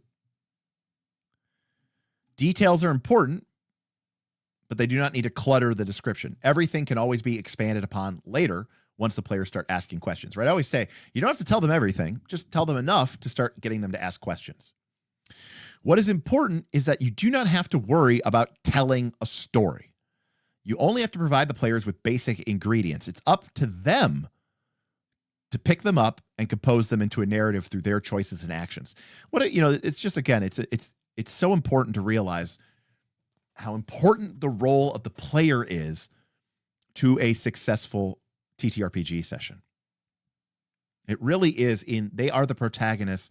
They really are the ones who in some ways write the session. And I know a lot of people like to put a lot of focus on the GMing, but I cannot stress this enough. Like, I think a lot of RPG problems come from bad players. Passive players, disinterested players, clueless players, unengaged players, right? Disruptive players, just bad players. Now, to facilitate this progress, when framing a scene, the lore master should usually include immediate prompts to action, right? What do we call them in marketing? Calls to action, right? Very clearly visible, like, hey, this is a problem. This is interesting. This could be a challenge. An obstacle could be a form of active, direct opposition or be the result of natural circumstances like bad weather or something to the like. The key to successfully directing a game of the One Ring is being able to weave descriptions that are consistent, taking into consideration the lore and the separate elements that emerge from gameplay session after session after session. The goals and ambitions of the people they meet, of the members of the company, the places they visit, and the people they meet. To basically, TLDR, become an expert in the lore of the One Ring. I don't know if that's great advice, but, can't hurt you, right? But it's true. It is challenging to be consistent and to make sure that you're constantly playing these angles up. Now, most people, I'm guessing, have a much, in fact, we did a poll recently where we had some of these terms. We had some other ones too, like game master, the role of the game master to be like, a world creator. Obviously, that's not as much of a thing here because you're playing in a pre-established world. But one of the things that nobody said they had a problem with was being a referee, right? Or being a judge. I don't remember what I put in the poll, but I pushed the wrong button. But nobody felt, like they really had to, work on their applying the rules. Everyone was like, I'm good with the rules, right? So not only knowing the rules, but the lore master must be ready to adjudicate the rules at all times, whether testing the mettle of the heroes during the adventuring phase or helping them determine the outcome of their choices during the fellowship phase. And this comes down to being fair. You should strive to be fair and apply the rules properly and impartially. The game mechanics are designed to provide players with a challenge and to determine whether the player heroes are up to the test or not, rewarding them with success if they are, or to make their lives more complicated but interesting with the consequences of failure if they are not, up to and including their failure or their death. A biased lore master can easily ruin a game, as an unfair call when applying a rule brings the rules themselves to the player's attention, and the immersion in the game is disrupted. And it's at this time that I want to point out, my patrons obviously love to make my life painful. It's one of their favorite activities. So Kendall Carlson earlier today posted, don't mind me, I'm just trying to give Derek an aneurysm. And they posted this YouTube short.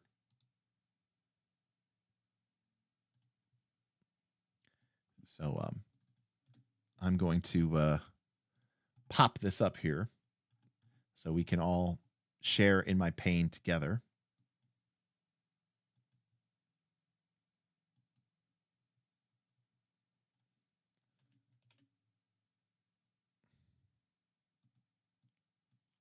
Hits, roll damage. Okay, last bit of damage before the boss's turn, and we're out of health pots and we're out of spell slots, so it all comes down to this. 18? 18, okay,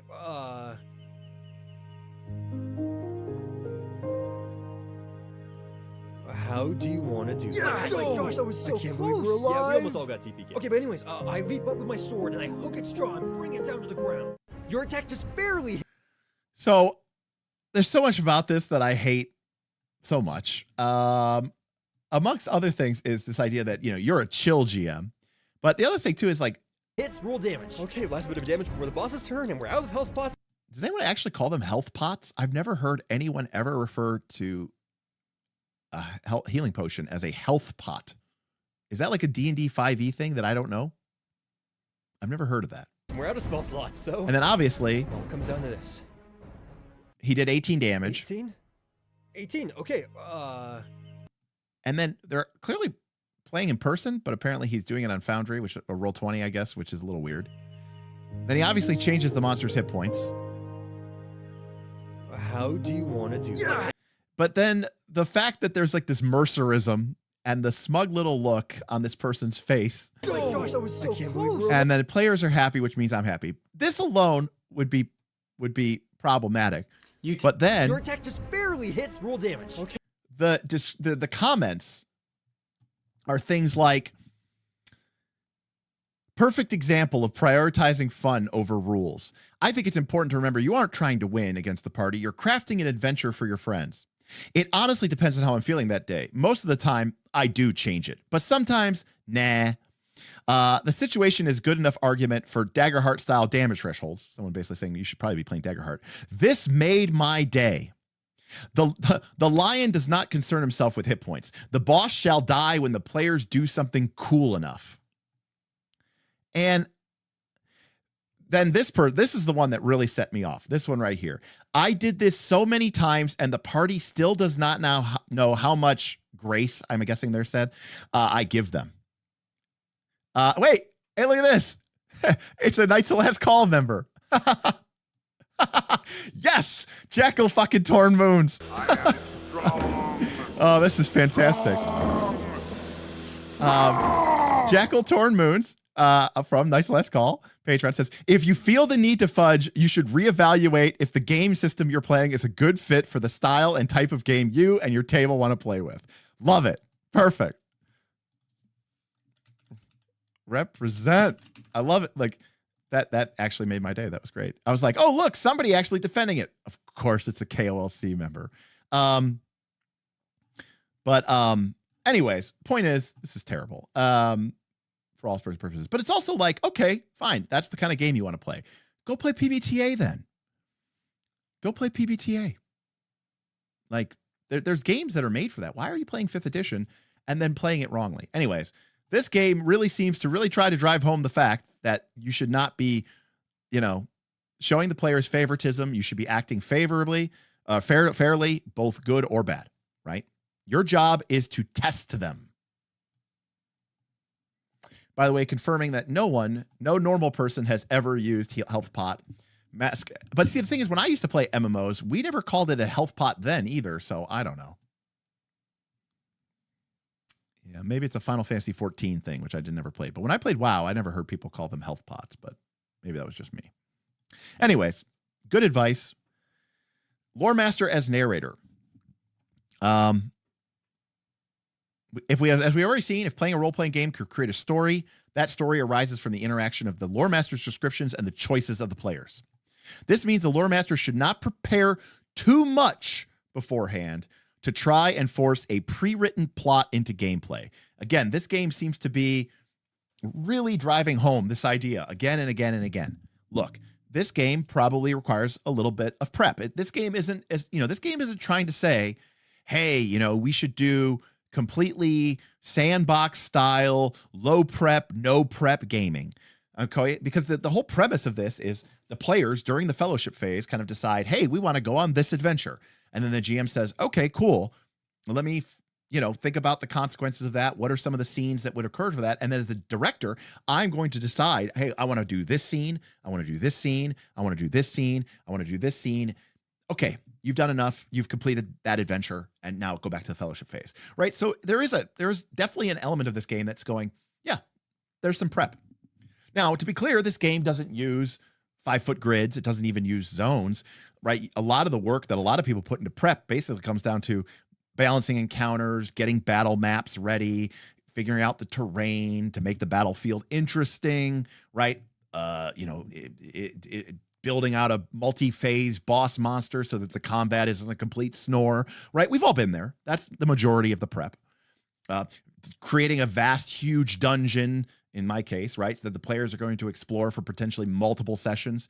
We've shown examples of the type of quote-unquote low adventure sites or dungeons that are used in this game engine, and they're very similar to the ones in Dragonbane, where sometimes they might only have like 4 or 5 or 6 locations. You could probably pull one of those out of your ass, but it's nice to have it like a little simple prep. It's not supposed to take dozens of sessions to get through one of these quote unquote adventures. It's supposed to take 2 to 3, maybe 4.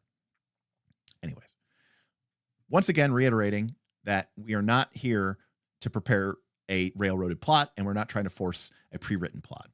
It is easier, perhaps wiser, for the lore master to set up each session as if it was a separate episode of a longer semi-improvisational narrative, with each one building organically upon the consequence of the previous session. So I like this idea, where as a game master, you should probably prep for the next session, because you should know, based on where they are in the current adventure and the choices that they have just made in that session, where that is going to take us in the next scene or the next phase of the adventure. Remember, I get to set the scenes. So I know that they're going to go to this scene and maybe, and then from there, be a little bit more loosey-goosey. But if we think about it as basically prepping one session ahead of a time, I think that's a really good compromise. This does not mean that the lore master should solely improvise. In fact, each adventuring phase should feature one or more overarching schemes, pivotal plot elements that help the lore master to come up with ways to advance the agenda. And if scheme isn't their word, because it's a capital S, schemes are fronts.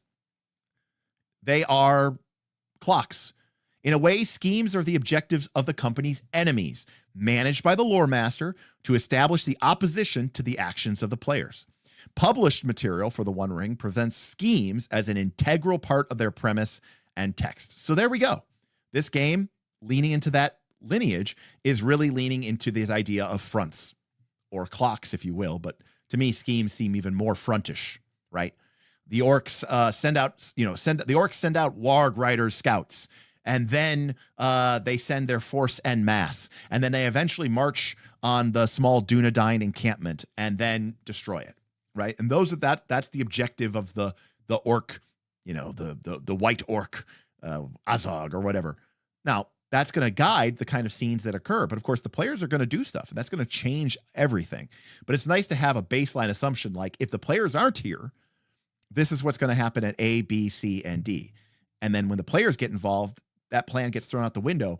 But at least you can understand how the narrator the lore master characters are going to respond. So very cool. Now, there's a section here about canon, and I'm sure it's basically saying, don't worry about it. Fans of the literary works of J.R.R. Tolkien have long debated the existence of a consistent canon that firmly defines the world and history of Middle-earth. This has often been cited, at least they're willing to talk about this. This has often been cited as one of the major hurdle to role-playing games set in Middle-earth, claiming as it does that the player hero's adventures will interfere with the actions of the saga's known protagonists and break the canon's consistency. The quick and easy answer is there is no such thing as an established Tolkien canon. But we can delve into this further because a lore master can learn a great deal from tackling this obstacle. So the first is this idea of an unreliable narrator. To wit, The Hobbit was written by Bilbo Baggins. The Lord of the Rings was written by Frodo Baggins. In fact, Tolkien himself wrote the novels under the guise of found history, right? The Red Book of Westmarch is actually the name of the Lord of the Rings. Part of the idea here is that, Bilbo and Frodo and later Sam are just writing down things the way they saw them. That may not necessarily be the way that things actually happened, right? So it's not like it's a omnipotent, omniscient narrator. It's an unreliable narrator, okay? Secondly, fill in the blanks. We know that a lot of Tolkien's lore is empty, and not most of it is not filled in. So sometimes it's cool to create your own bit of lore and fill in the blanks. 3, it's all about characters. While certainly very protective of his own creations, J.R.R. Tolkien stressed several times that what was ultimately dear to him was the integrity of his characters and their motivations more than the preservations of his plots and other elements. So if you really want to respect Tolkien, maybe don't have Gandalf turn into a bad guy, or maybe don't have Galadriel try to fuck Sauron.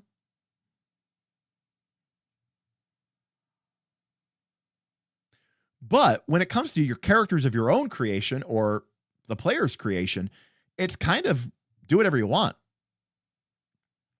And last but not least, nowadays, the bulk of Tolkien's Middle-earth related publications give the impression of an immutable and consistent corpus. But when the author was alive, he was constantly rewriting and rearranging his own material, making numerous changes throughout the years. In fact, up and even to the 50s, Tolkien was rewriting and changing his own lore, especially in the Silmarillion. For this reason, it is not unreasonable to assume that even though Tolkien himself looked down at his work as being mutable, the chronologies himself carefully created were considered to be provisional at best. So, taking everything into consideration, a lore master should not feel intimidated by the source material. Rather, they should push ahead with their own story threads to Professor Tolkien's wonderful and epic narrative tapestry. Another thing to consider is the length of time. Like, this game is set place, I think, 40 or 50 years before the events of the War of the Ring. The Third Age itself is 3,000 years of history. Okay? It's crazy to say, oh, I can't play the game because of what happens. What? Almost a century from now? What if you were playing 300 years ago? What if you were playing 1,000 years ago? Right? Like, how far back do you need to go before what you do doesn't matter? I guess is what I'm saying.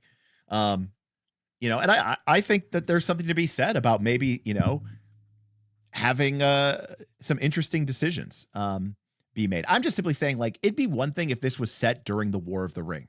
And I will be fully honest with you. I don't think I'd want to play the game during the War of the Ring, which was only like a year. Right? The entire movie, the entire trilogy, takes place over the course of, from the time they leave Rivendell to the time the ring is destroyed. It's like, a year, 12, 15 months or something. We're talking about 5 decades before that. That is a lot of history to cover, for sure, in this length of time. And, again, you could literally make a human character who is, 30, dies of old age right before Frodo even starts the One Ring quest. So maybe it matters if you're an elf, I guess. But even then, we're used to these elven lords, right? We're used to Elrond and Galadriel. They have rings of power. A lot of people don't necessarily know this, but the only reason the elves are able to stay in Middle-earth as long as they can or have is because they had these rings of power. And the reason the elves made the rings of power was because it basically made time stand still. And it was the only way that the elves could stay in Middle-earth. Because without that, they basically were just like, we have to go. I have to leave. Middle-earth is changing too fast. Middle-earth wasn't made for elves. Middle-earth was made for men. So, but the elves are like, fuck that. This is our home. We don't want to leave it. And that's the reason that they made the rings of power. Sauron took advantage of the fact that the elves didn't want to leave Middle-earth, but they had to. But then Sauron was like, what if we could create rings that would allow you to preserve, that would allow you to basically stop time, and things wouldn't happen so fast. Then you could preserve your realms and stay here. And they were like, that sounds amazing. So that's what they made. That's why they made those rings. So outside of that, elves don't stick around for thousands of years.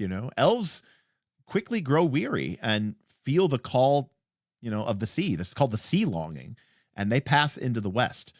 So, obviously we're used to some of these really important characters who have been around for thousands of years, but realize that these are like the elven lords and ladies that, number one, often possess a ring of power. Most of the elves you meet in Lord of the Rings possess a ring of power, or are, notably and incredibly special. But generally, elves don't even, they're immortal, but that doesn't mean they're sitting around Middle Earth for thousands of years, After maybe a couple hundred years, especially if they're not in a realm that is preserved by the Ring of Power, they're kind of like, we're out. It's too much. It's too much to take. All right. Tools for the Game Master. All right, we did look at this before because we skipped ahead. So one of the tools is this idea of bringing in basically position from Blades of the Dark. In Blades of the Dark, you have controlled, risky, and desperate. And this is a way of basically saying, hey, when the players go to do an action, one tool that you might want to use if you want to give an additional layer of description is to set a risk level of saying this is a standard risky, a hazardous, or foolish. And what that does is change whether a failed roll results in basically critical failure, failure with a drawback, or potentially success with a complication. And I got to be honest with you, just having access to success with a complication is enough for me to run most games. I feel, as a game master, oftentimes very hamstrung when I do not have access to success with a complication. Now, I don't mind that this game basically says, hey, look, if you want to use this system, if a risk is hazardous or foolish, then success with a complication is off the table. That's fine, as long as I communicate that to my player before they make their roll. And I could do that deliberately and say, blah, blah, blah, blah, blah, description. Hey, just so you know, this is a hazardous action. The players know Derek isn't going to give us normally it would be you fail, but there's no consequences, or you succeed with a minor consequence. But if I'm telling you it's hazardous, there is no success with a complication, nor is there simply no, fail and we move on.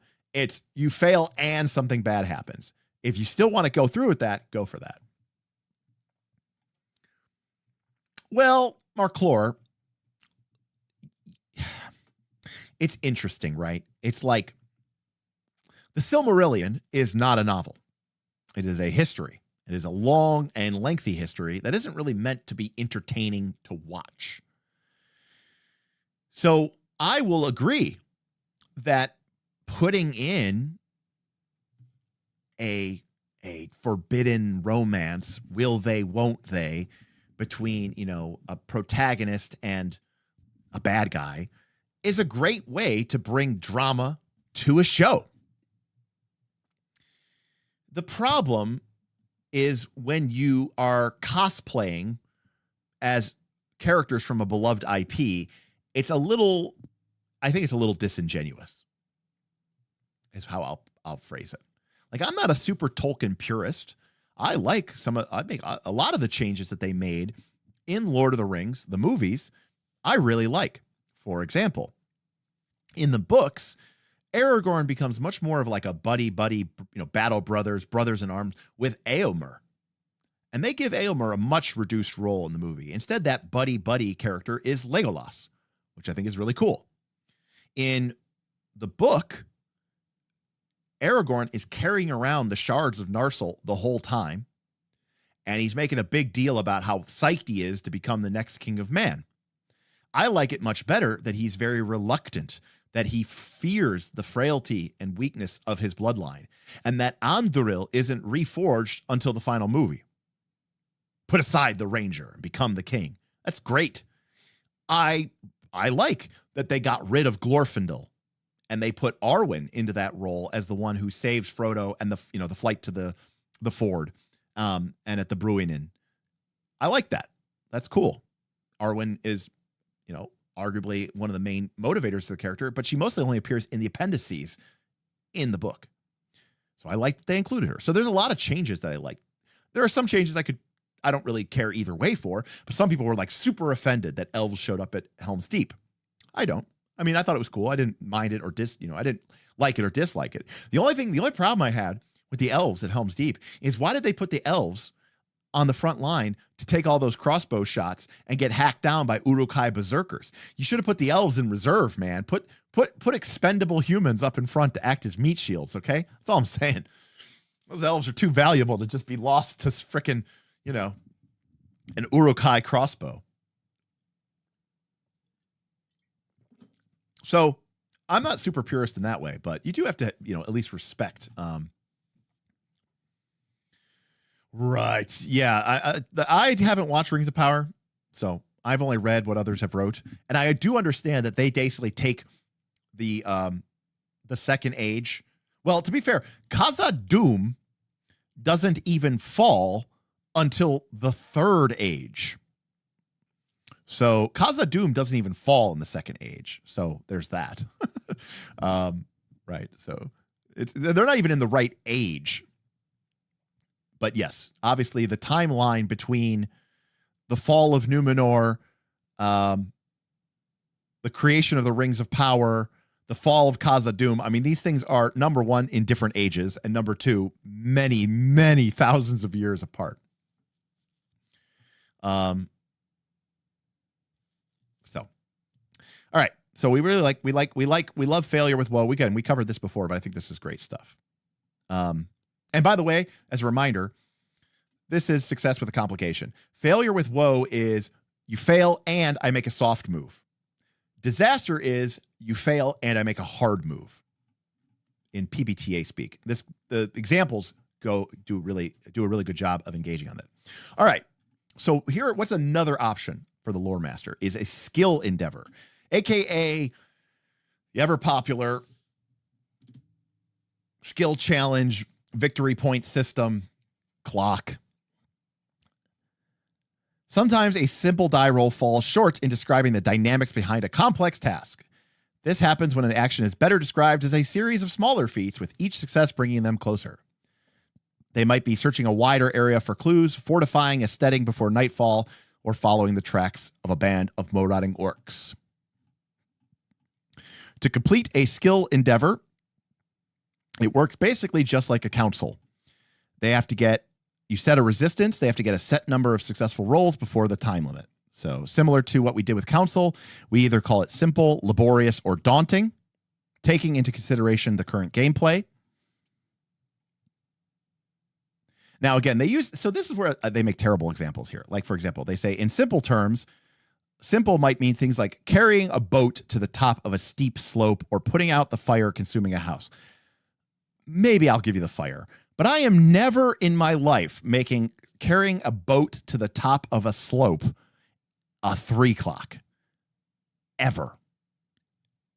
The main problem with most of these clocks and skill checks is I think clocks are a lot more interesting when the players make progress on them over time. Like let's say that a player is trying to, like in Blades in the Dark, a player is doing a side project and they are working on a project and they're trying to create a new poison. That's cool when it's something that happens, over numerous scores, and sometimes you don't get a chance to work on it because you got really fucked up, and then you get back to it and you're working on it, and you get to just look down at your character sheet and say, look at the progress that is happening. Or a clock that might represent, your secret hiding den, your lair being discovered by the blue coats and a blue coat raid occurring. And you get to see the clock ticking up, right, over time. But when clocks are presented and dealt with in the same scene, I have a really hard time with that a lot of times. And I'm just like, I just feel like it should have been one skill check. I don't really see what we get out of it other than letting a bunch more people roll, I guess. The only other time I would do that is if it was a montage and I really wanted to represent a like a lengthy period of time. Like, for example, if I don't mind this one. Something about creating a steading or something. I don't know what it said. Fortifying a steading before nightfall, right?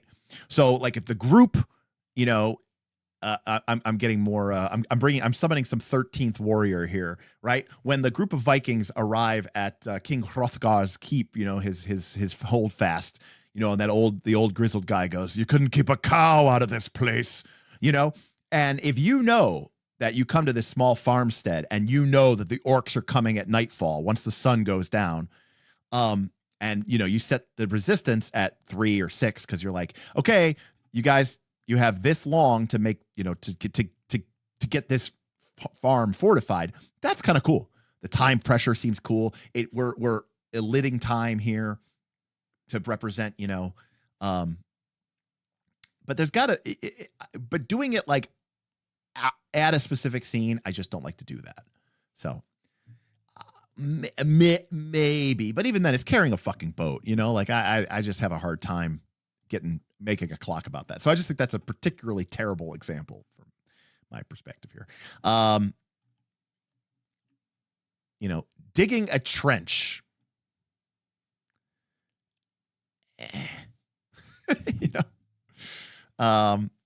So anyways, set the time limit. If the company doesn't have enough time, set it to 3.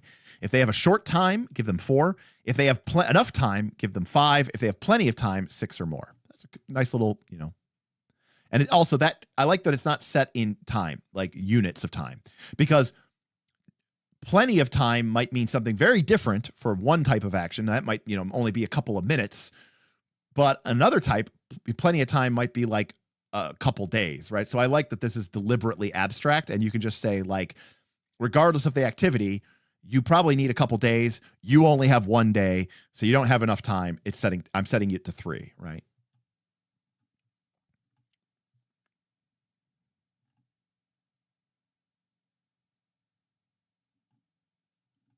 And then we execute. This is where the players start making their rolls. By their nature, skill endeavors may allow players to use different skills towards the same goal, but also to use the same skill repeatedly if the circumstances allow it, such as athletics to dig a ditch. And that's another example of where I'm loath to use clocks or skill challenges. If the skill challenge is literally, hey, make an athletics check, make an athletics check, make an athletics check, make an athletics check. How many athletics checks can you guys succeed at in 3 rolls? I almost am certainly not going to use a clock. But if I could see a world where it's, again, a montage and it's representing different skills overlapping and different characters bringing their different skills to bear, I think that is a cooler way to do skill challenges. And Mark Clore, I am right there with you. I have also come to, generally speaking, dislike skill challenges. I haven't found a good way to use them in a way that doesn't feel just like I'm just spamming skills, in a way that feels interesting or fun. Torchbearer is probably the closest because at least it adds in some gaminess, because every quote unquote skill challenge is a conflict scene, and every conflict scene has the same principle of attack, defend, maneuver, and feint. And so, you have to describe what that means. But I will say this, I like focusing more on, I want to use the right language here. I like focusing more on the goal rather than the outcome or the tasks. So let me revise this. Remember, I gave you the example of the small village or whatever, the small little holdfast, and the orcs are going to come at night. I would rather the goal be prepare the holdfast for battle. That's the goal. Now, the methods could involve reinforcing the fence line, right? It could be, sharpening stakes and creating a defensive rampart. It could be digging a trench, but it could also be, going around and talking with the men and the women. It could be asking like, hey, do you have a blacksmith shop? And, banging out, turning a bunch of farmer instruments into weapons of battle. There's a bunch of different ways that you could accomplish that, but the goal is ready the compound for battle. And so to approach that, it's more about what methodologies would my character have and available to them in order to service that goal, rather than focus on something hyper specific, like the goal is dig a trench, because then that's just going to naturally lead to us spamming athletics a bunch. So anyways.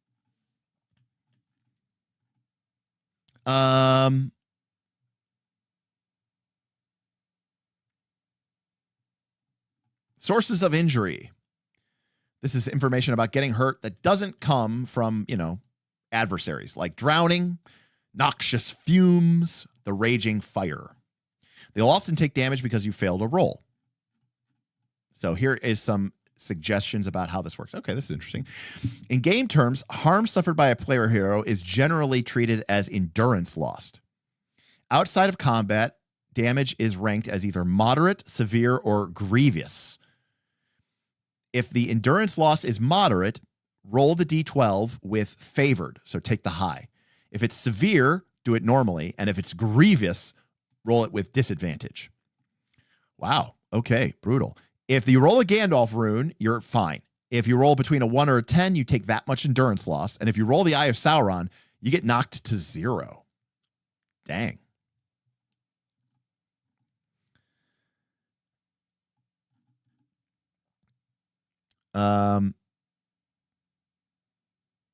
There you go. Fatal injuries. If the player heroes suffer an incident that should in all likelihoods prove fatal, they die instantly when wounded or when they gain the dying conditions. Examples include falling from an extreme height onto rocky terrain, being trapped under the ruins of a burning structure, or drowning in freezing waters. Yikes. Poison characters cannot rest and must roll for endurance loss at the end of each day. If it produces a Gandalf rune, 1 in 12, they take no damage, and they're no longer poisoned. A successful healing roll can remove the effects of a poison, but if the poison is severe or grievous, that healing roll is penalized. And here's some information about poison, suffocation, fire, falling, extreme, cold. Nasty. All right. Then we get, lastly, into NPCs, characters. So Loremaster characters are the best tool that we have. Whenever you make a Loremaster character, we should give them a short description, maybe some distinctive features so that we know what they're about. Give them a name, understand their motives. Most of the time, we don't have to roll dice rolls. Should a adversary lead to some sort of conflict, we might need to go to the combat rule. When you're trying to view a Loremaster's character as an obstacle, then we should look at that NPC's distinctive feature. And if we think that distinctive feature might be something that could aggravate what the hero is trying to do, we might make the hero lose a dice or two. So basically we can treat, like if an NPC has a distinctive feature of wary, then maybe trying to sneak past that NPC or lie to that NPC, right, would lose dice. On the contrary, if a distinctive feature could be interpreted as a flaw and the players kind of work to take advantage of that, knowingly or unknowingly, you might give them a bonus die. And believe it or not, I think that system is perfect. It is the minimum viable product. It means that the way that you roll, this is just like Legend of the Five Rings. In Legend of the Five Rings, every NPC has a demeanor. And that demeanor tells you whether a certain approach, like the Earth Ring, is penalized or bonused, basically easier or harder. And then usually another ring is the opposite. So for example, if a character's demeanor is no nonsense, then that character might be much easier to, talk to or convince if you use an Earthbring-based approach. You just use logic, cold hard facts, straight to the point.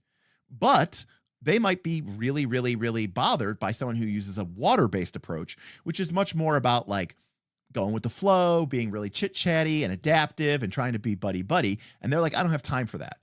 And so when a character describes their actions, the way that they describe their actions is going to determine what kind of approach the GM says it is. So if a player comes up and begins describing themselves as getting chummy, the GM's going to say, okay, make a water approach.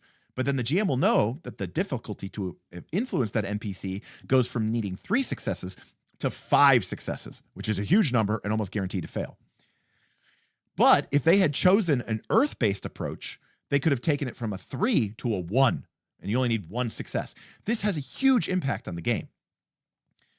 You could do the same thing with these distinctive features.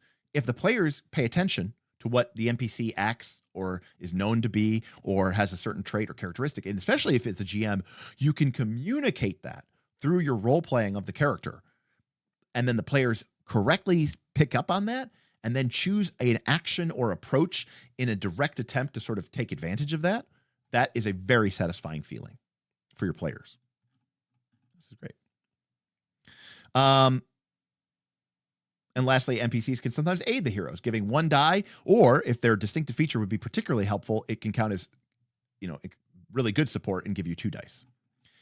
All right, the shadow. So this is a big part of the game, and I've been excited to get here. We've seen before that accumulating shadow can lead to your character becoming miserable, meaning that rolling the Eye of Sauron is now an automatic success. But we also know that if you accumulate too much shadow, your character begins to fall down their shadow path, becoming obsessed with secrets or obsessed with vengeance or obsessed with gold and greed. And eventually that path of shadow can eventually lead your character essentially succumbing to the shadow if you're a human, a hobbit, or a dwarf, or being forced to take the boat to Valinor as an elf. Basically, it retires you from the game. So to represent this, we have this accumulation of shadow points.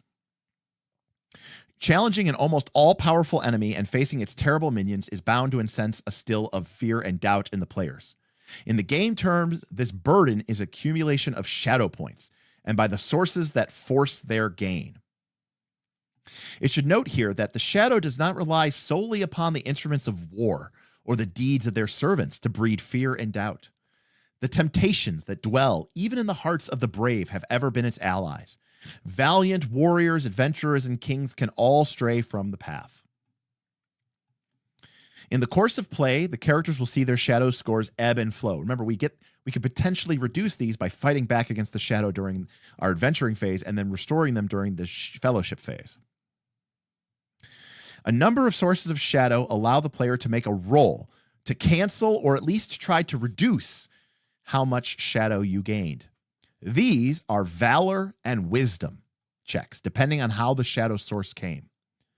When you pass a shadow test, you reduce the number of shadow points gained by 1 point, plus 1 point for each additional Tengwar rune rolled on your D6s. So that's pretty tough. The sources of shadow that can be resisted with a test, dread, greed, and sorcery, are described later. If your shadow ever reaches your hope score, you become miserable, and now rolling the Eye of Sauron, instead of counting as a 0, counts as an automatic failure. But there is even more serious consequences if the shadow is left unchecked. If your shadow score reaches your maximum hope rating, you are ill-favored on all rolls. That means you make all of your rolls with disadvantages. Once you reach a shadow score equal to your maximum hope rating, the only way to recover is a bout of madness. A bout of madness is a violent outburst, a dangerous crisis that frees you from the burden of the shadow but can have serious long-term consequences. Yikes. This is how we go down our shadow path. Harden will. Adventurers who are struggling under the burden of the shadow.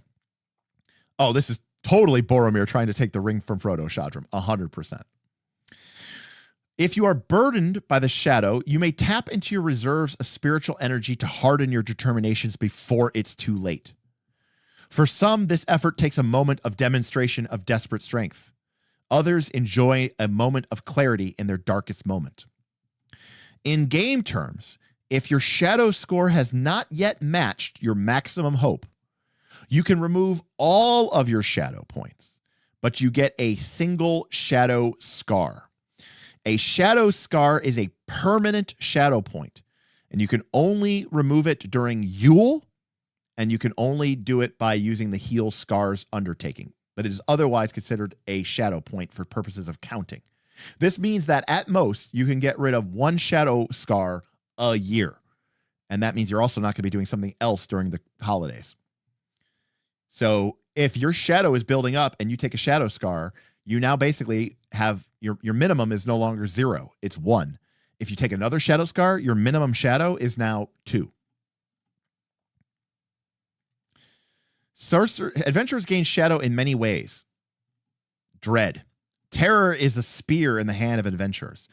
You gain shadow whenever you witness something capable of striking fear or sowing doubts into their hearts. A horrible creature, a place where the shadows are thick, or the terrible power of the enemy.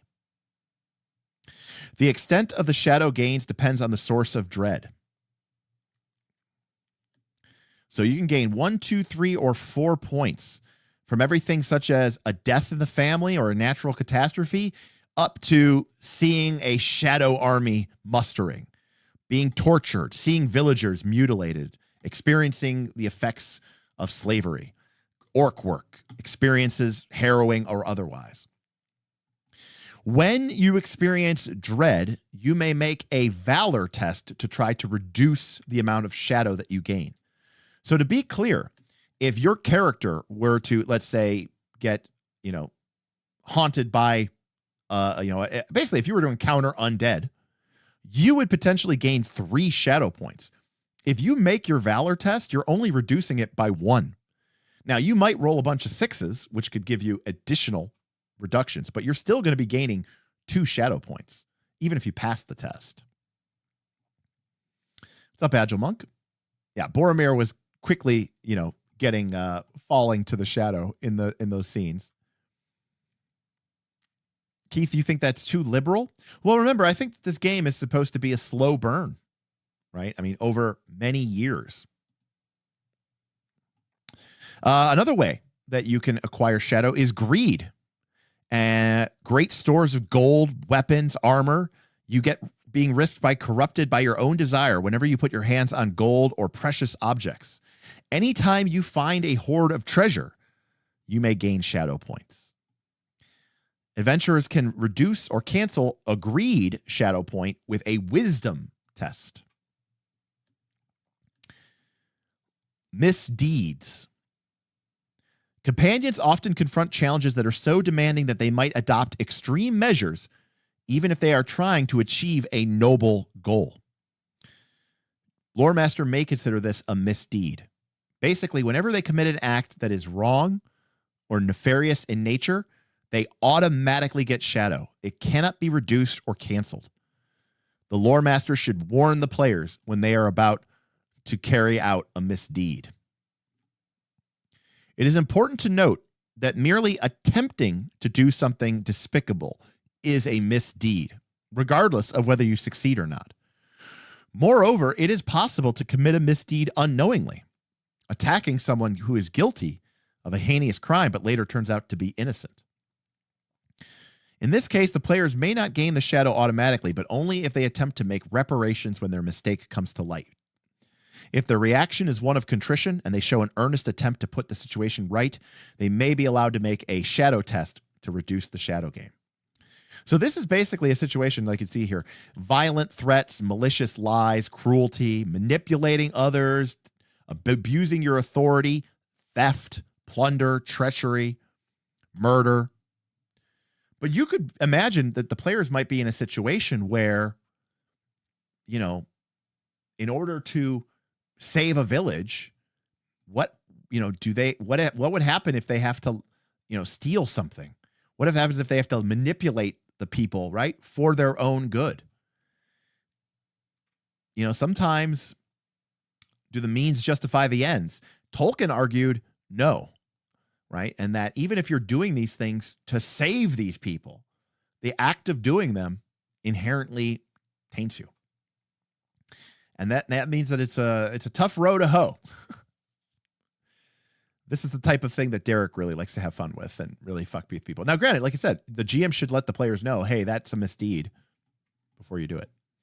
Lastly, being affected by sorcery can itself cause shadow. So if the dark magic is used against you, you gain shadow whenever you fall victim to the dreadful spell of the enemy. All right, so if your shadow score gets too high, you can play out a bout of madness. You lose control of your characters doing something that you will regret. You might betray the party. You might give in to your fears and flee. You might give in to your lust and try to take an object that does not belong to you. You might give in to your rage and react aggressively. If nothing seems to fit the circumstances, a bout of madness could take the form of an aggression, of a verbal or physical, among the most likely available, such as a character's fellowship focus. You regain yourselves quickly. They see their mind freely clear to the tangle and doubt before they fell into the crisis. They are no longer ill-favored. You remove all your shadow points, but you advance one step along your shadow path. Literally here, from the Boromir. What have I done? Frodo! Frodo! Come back! A madness took me, but it has passed. Come back! Note that you have to give your madness during the adventuring phase. If you end the adventuring phase with your shadow score equal to your maximum hope, you are considered to have left the company and retired from the game. So basically, if your shadow maxes out, you got to deal with it right then and there, or if the adventure ends and you guys go to fellowship, you're retired. You give in to madness. And so depending on which shadow path you take, you can see that you gain these flaws as we continue passing down them. So every time you take a hero or a shadow path, you get a new flaw. The next time that your shadow score reaches the maximum, by the way, if you get all 4 of these flaws, if you would get it a 5th time, you are taken out of play instead. So basically, once, it's like gaining scars in Daggerheart. Once you gain these 4 flaws, you are taken out. Right. Curse of Vengeance is tied to the champion. Dragon Sickness is tied to the treasure hunter. The Lure of Secrets is tied to the scholar. The Lure of Power is tied to the captain, the leader, right?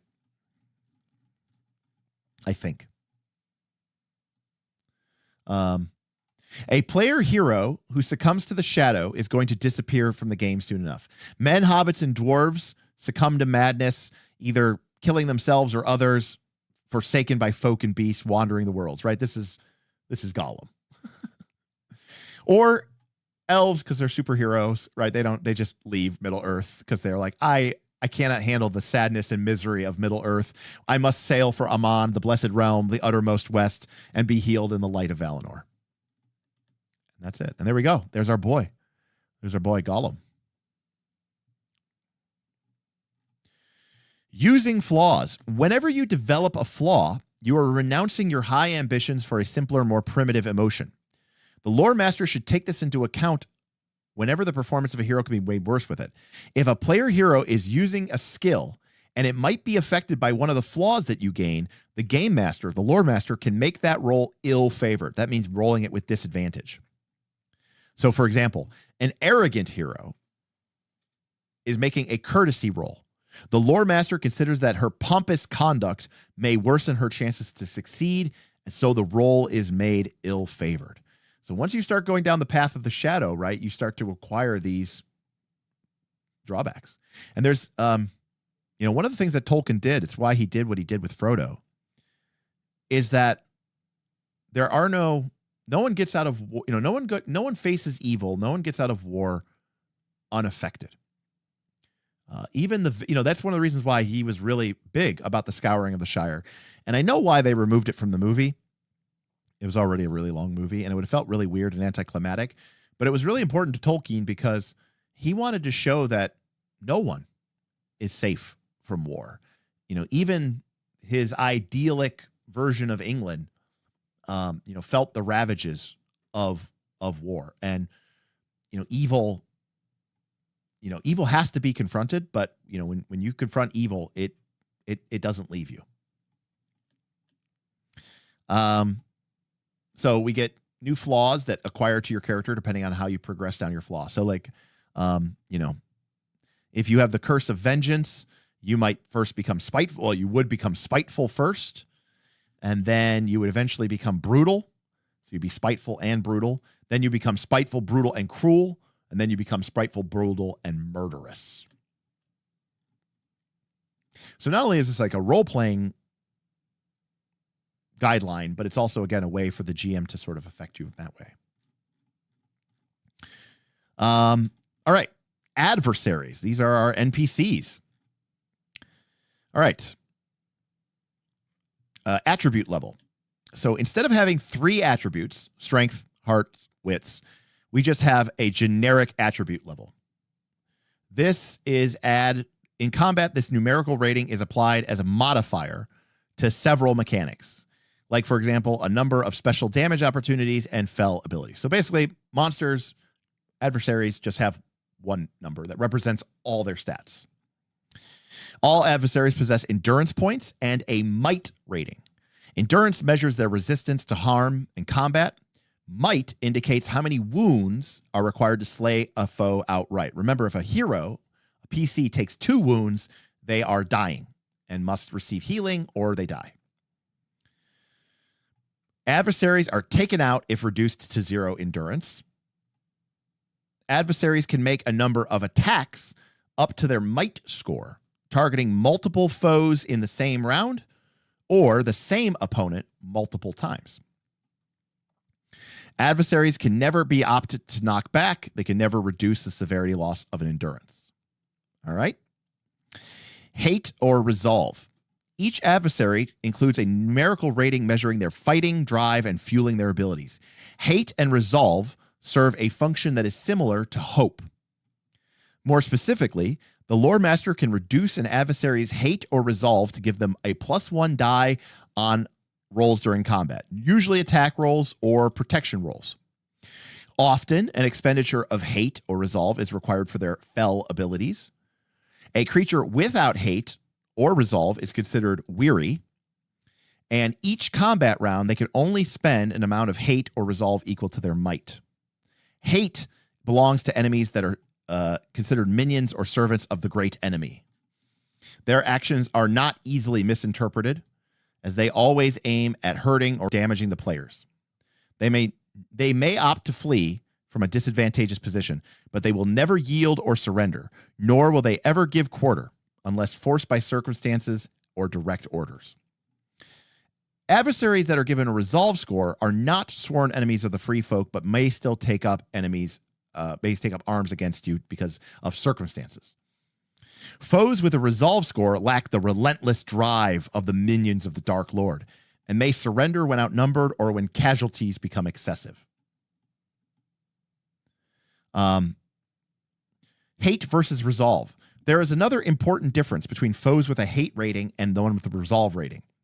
There's a alignment 101 from Tolkien. While fighting minions of the enemy can hardly call the integrity of the player heroes into question, the act of attacking or killing adversaries with a resolve rating should always be evaluated for a possible misdeed. In other words, kill orcs and trolls and goblins all you want, but if you start fighting men, you have to ask ourselves, was this really necessary? Parry. We know that this modifies the TN of anyone trying to hit that, and Derek didn't like that. Armor works the same way as player armor. It's a bonus to protection rolls made to avoid a piercing blow. Each adversary features a primary and secondary combat proficiency. It's first its rating, and then its special damage opportunities, which you can trigger with rolling 6s on your D6 and getting the special Tengwar rune. All adversaries can always choose to trigger a heavy blow special result.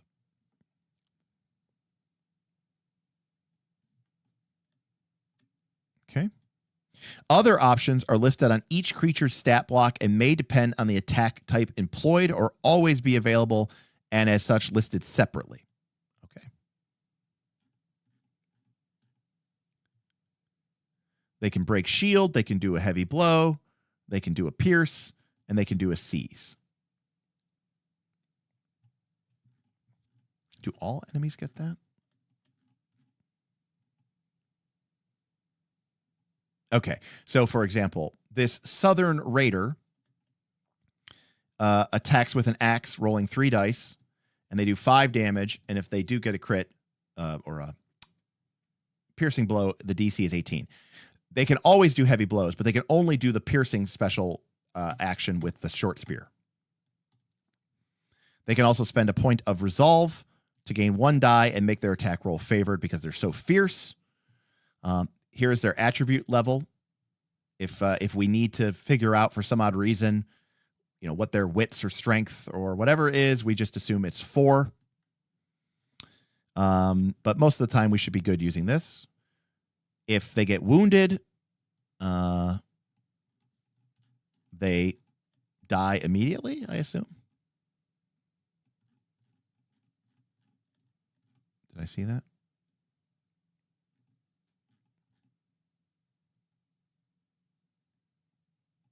Yes, might indicates the number of wounds required to slay a creature outright. So, if we piercing blow this Southern Raider, and they fail their armor check, they would just be dead immediately. So, very cool. Like, you could stab somebody in the chest with a spear, or take them out with a single bow shot, and boom, they're just dead, which is pretty cool. Whereas the Greater Orc Chief has a might of 2, and so they need 2 wounds to take them out. But their armor rating is 4, so when they're resisting a wound, they're rolling D12 plus 4d6. So they're going to be rolling a good chunk of dice. So they're going to be probably pretty heavily armored, harder to definitely wound. But they also have 48 freaking endurance. What a fucking beast. We can see that he has 7 points of hate. He has 2 might. This has got to be one of the parry plus 3. This has got to be one of this is basically like Azog, like the Defiler, right? Gross.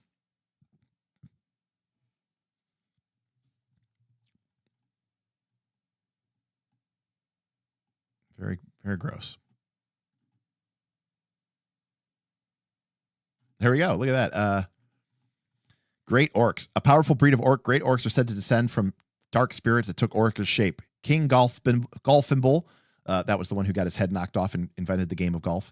The Great Goblin, Azog, his son Bolg were all great orcs. So yeah, this is definitely an Azog the Defiler. And he seems like an absolute fucking unit. So that is something. Then we have the Orcs of the North.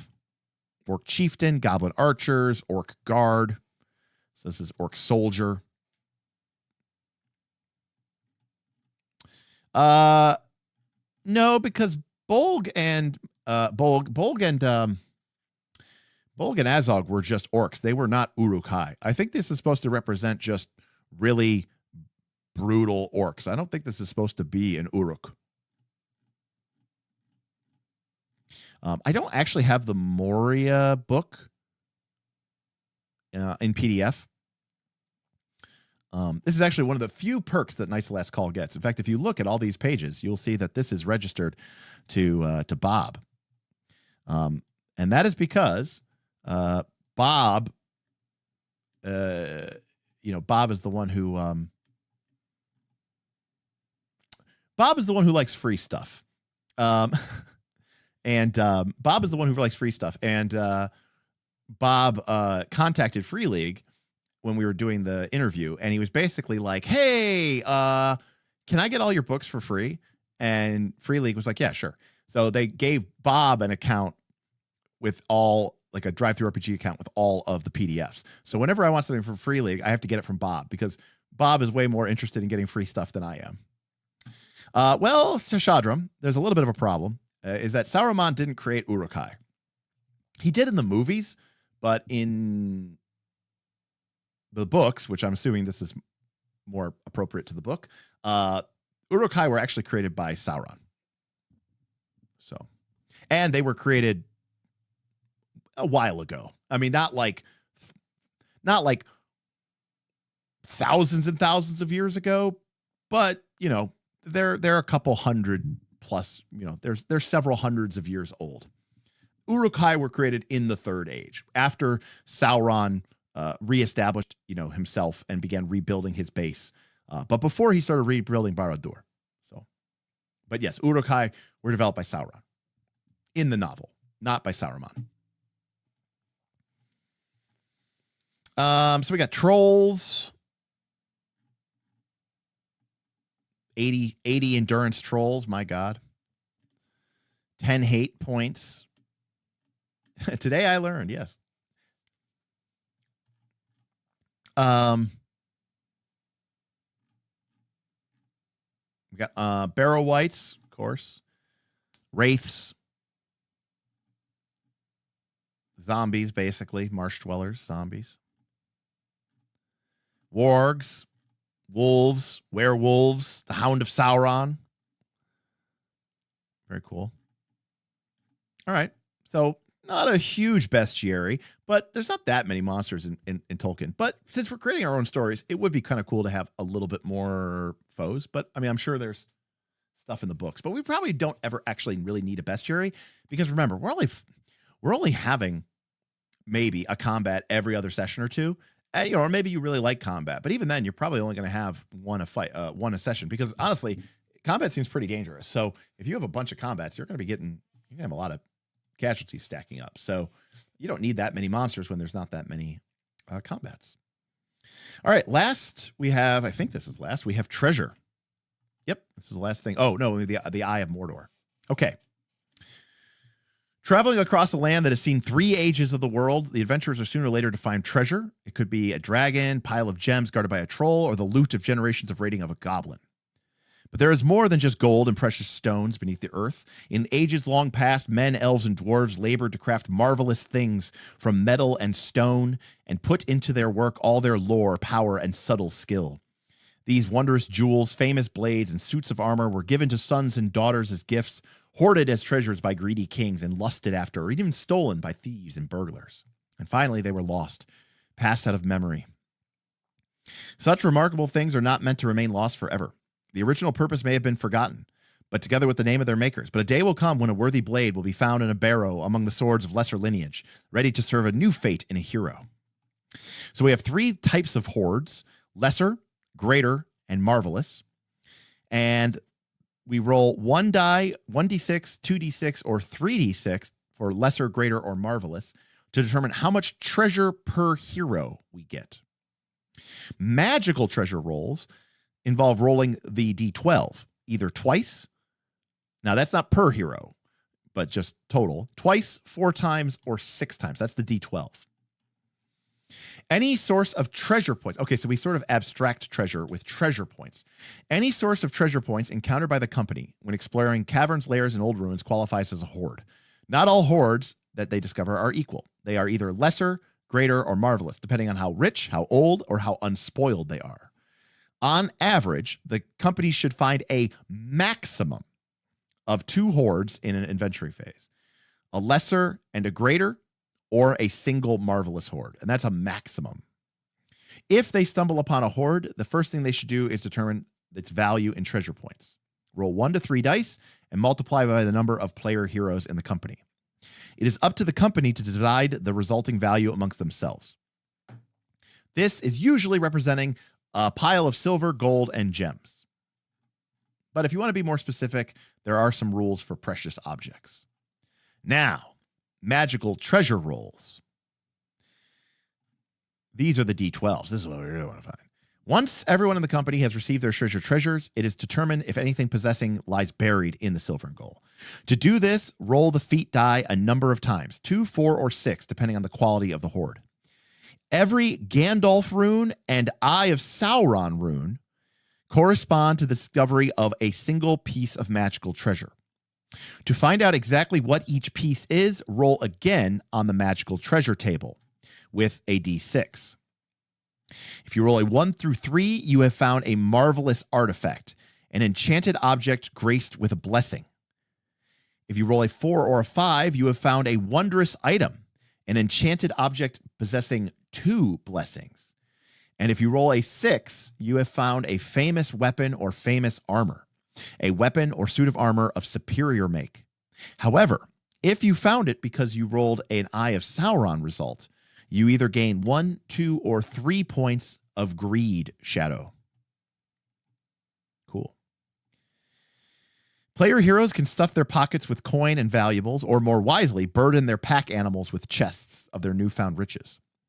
In terms of encumbrance, every point of treasure, every individual artifact or wondrous item, corresponds to 1 point of load.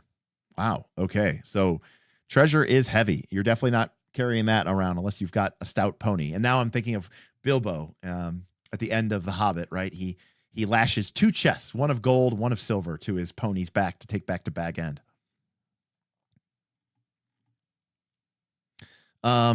If you want to, you can create precious objects in order to take up, instead of just saying it's just random gold, you can, there's a random table here to like, oh, it's a ruby necklace from Eregion.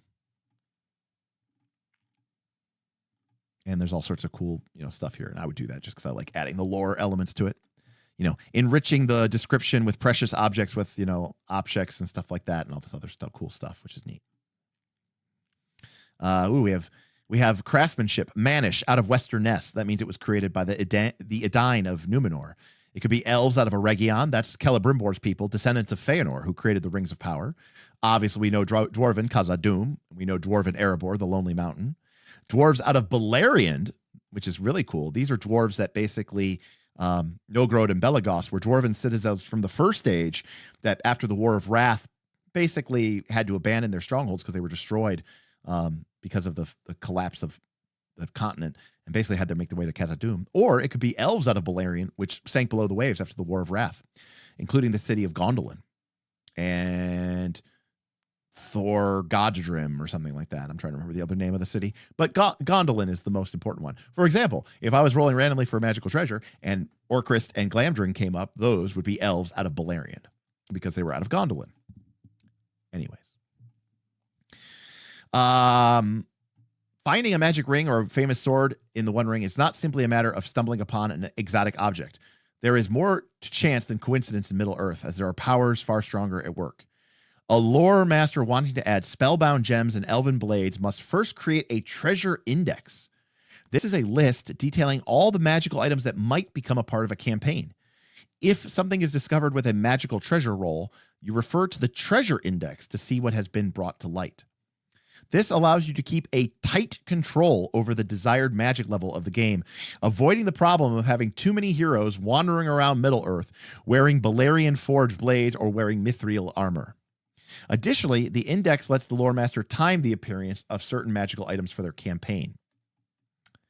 So basically, there's a sheet that you can download and you can create your own index so that when the players find something, you can basically have the magical item ready to go.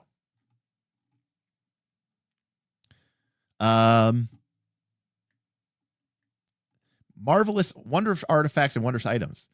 These are items that no one would hesitate to call magical. Cloaks that hide you from eyes, war horns capable of setting fear to the hearts of enemies, staves blessed with virtues of finding and returning. An object with 1 blessing is called an artifact. An object with 2 blessing is called a wondrous item. I would probably totally swap those because to me, an artifact is more powerful than a wondrous item. Item sounds generic as shit. A single blessing bestowed upon an object lets its bearer affect the result of all rolls with a specific skill. An object with 2 blessings will modify it with 2 skills. They should be rare and unique.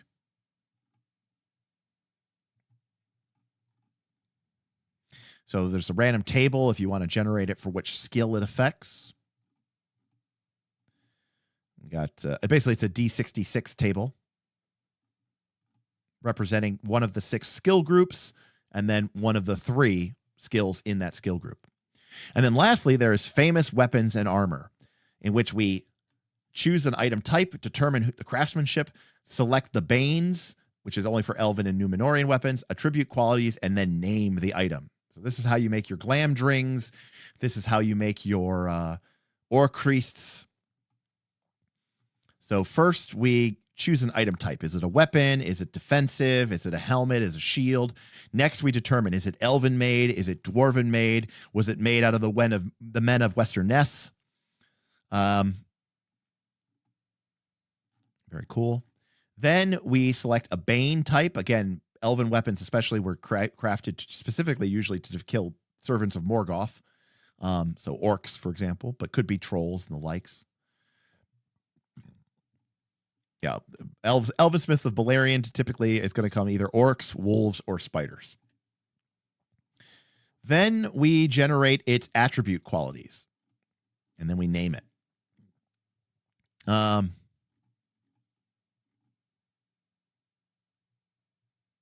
Cool. Now, upon creation, a number of qualities must be attributed to a magical item. Generally, they should feature a maximum of 3 qualities and 1 reward. However, how famous weapons and armor work. When a companion first uses a famous weapon or armor, the item only displays the first quality listed in its index. The remaining features are secret and considered to be dormant.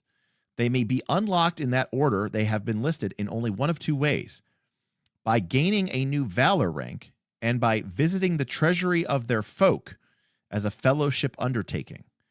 Gaining a new valor rank. It is said that valor first needs strength and then a weapon. Okay, so basically your weapons kind of level up with you.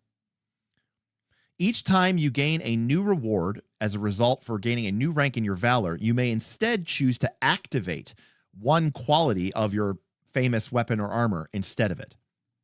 So, for example, an elven adventurer recently found the Raven Axe of Arnor in a troll's horde while exploring the Etten Moors. It displayed its first quality, foe slaying, as soon as she found it. However, in a subsequent fellowship phase, she increases her valor ranking. Instead of choosing a new reward, she chooses to activate the axe's next quality, which is the fell quality. So basically, it's a cool way so that you can give your players really cool artifacts and not have them be instantaneously broken, because they basically have to level it up as they level up the game, which is really neat.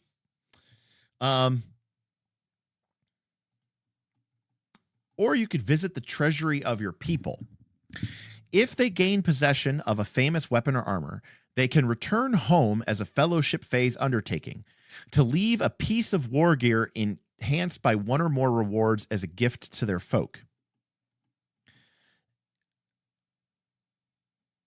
In game terms, upon the visit to the treasury of their people, player heroes trade the number of rewards possessed by their war gear for an equal number of activations. Okay, so this keeps it balanced.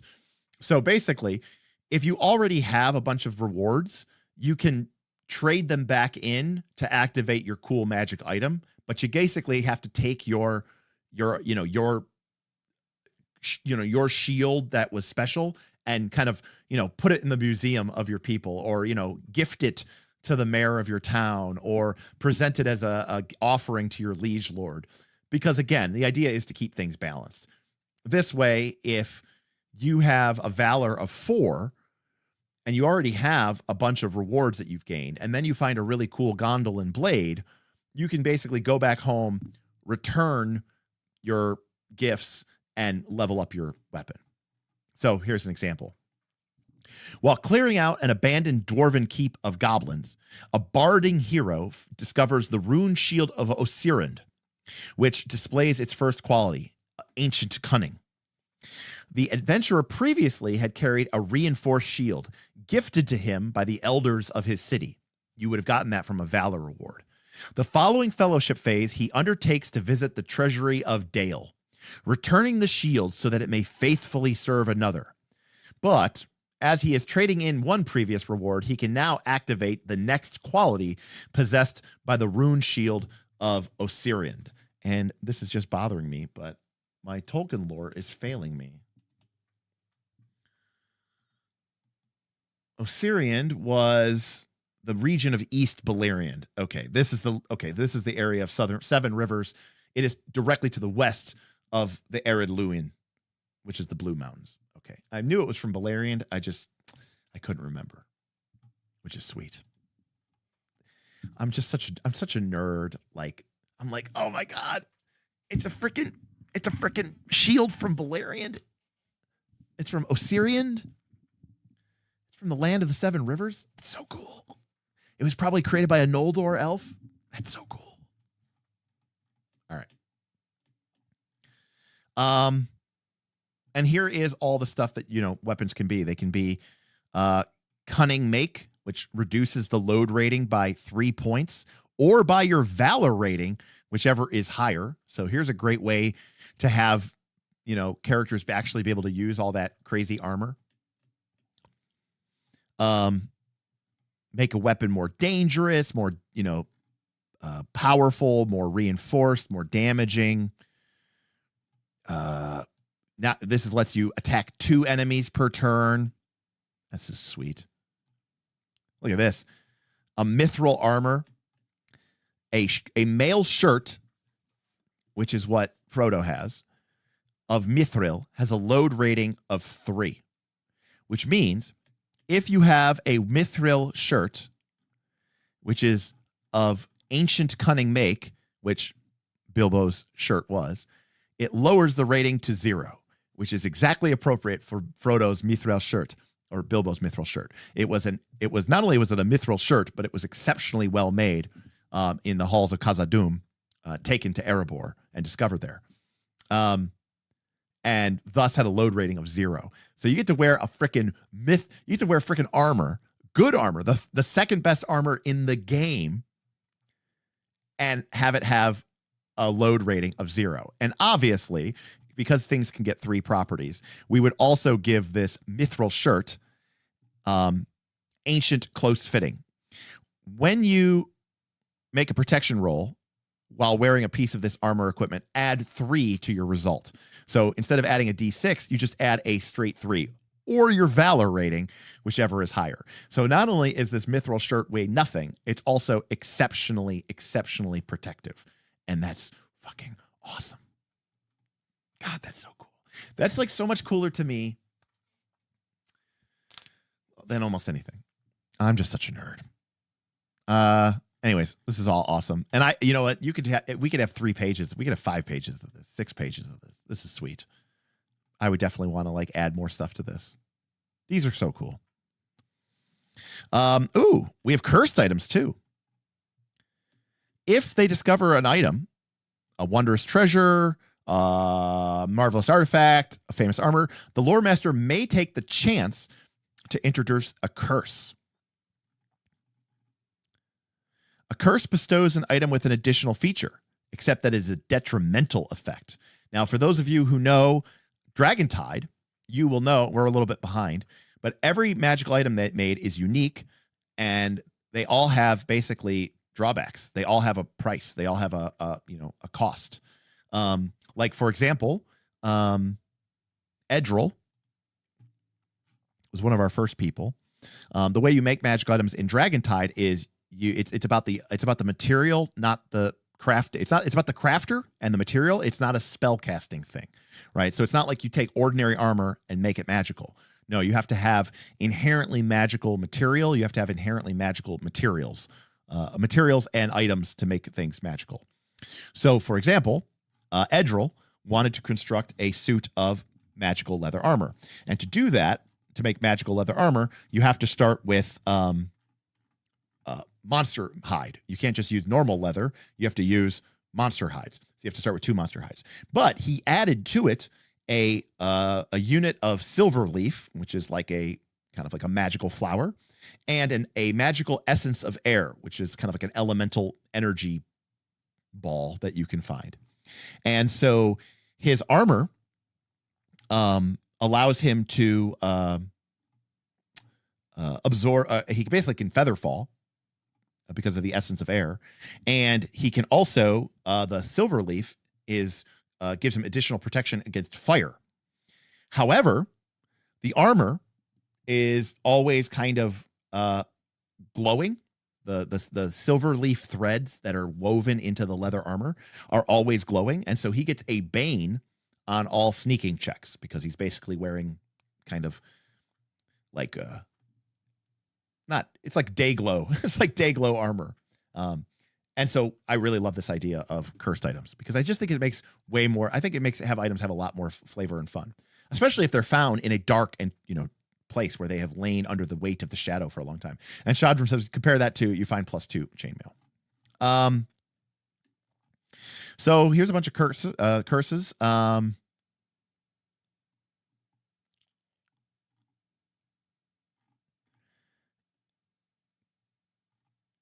We could have darken, hunted, ill luck, ill omen.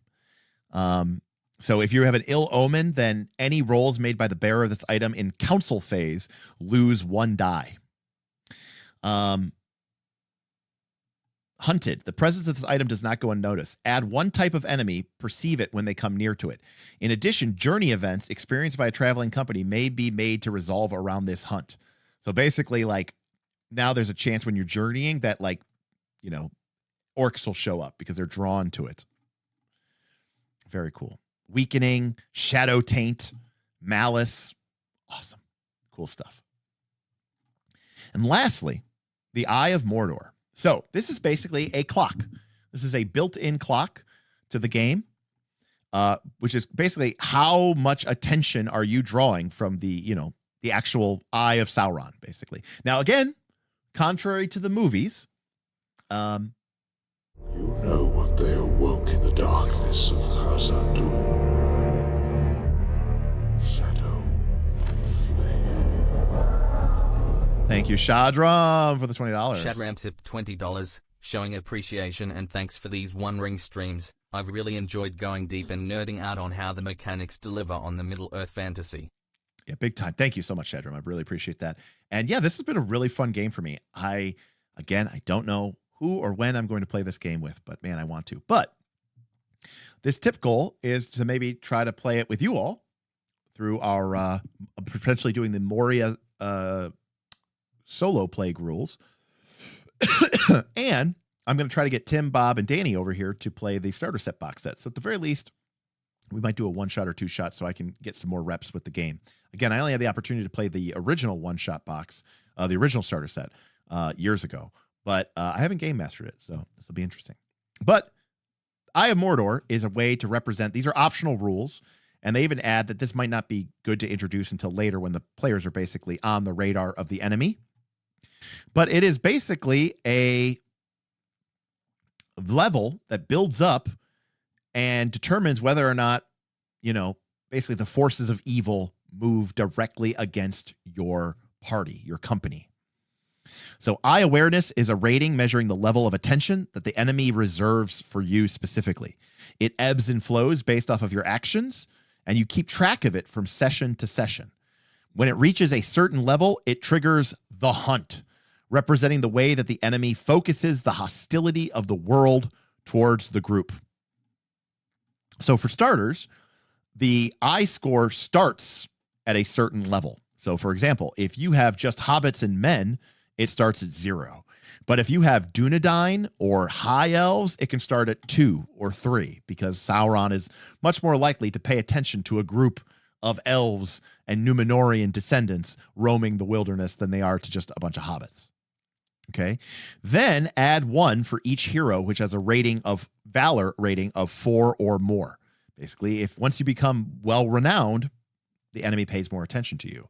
And then add 1 for each famous weapon and armor carried by members of the company. If you're carrying around legendary equipment and armor, your presence is not going to go unnoticed.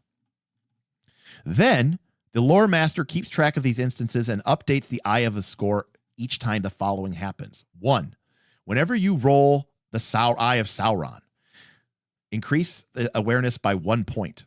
Whenever you make this outside of combat, so if you make a non-combat roll and you roll the Eye of Sauron, whether it's a success or a failure, increase the eye count by 1. If the lore master considers it appropriate, you might want to increase it by 2. Conversely, if they are an extremely safe place where the eye might not notice, you might increase it by 0 instead. I love these little levers to really show the players. Like, imagine entering into a realm or a region where the presence of the enemy is so great that basically the GM tells you every eye of Sauron roll is going to generate 2 eye awareness in this region.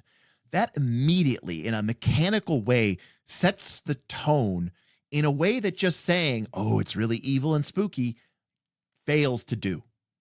This is why I love ludonarrative consonants and why we talk about mechanics and fiction weaving together. I love that. Oh, totally. Mirkwood, Mordor, if you traveled into the realm of, of Angband or something like that, any sort of forsaken place, I think this is a great way to represent that. Lastly, shadow gain. Anytime a hero gains 1 or more shadow points outside of combat, increase the eye awareness by an equal amount, right? So the mere act of giving into dread and despair is more likely to bring the eye upon you. Using magic.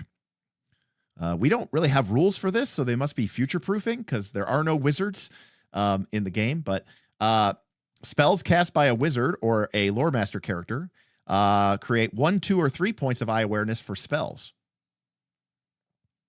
So using magic, not great. Good news, in the core game, you can't use magic. So we don't have to worry about it yet.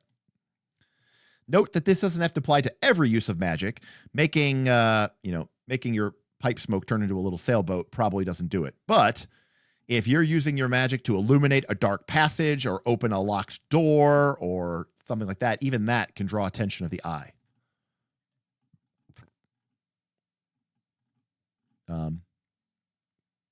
It should also be remember that earlier it talked about magical successes, right? Sometimes using but it does say using magic.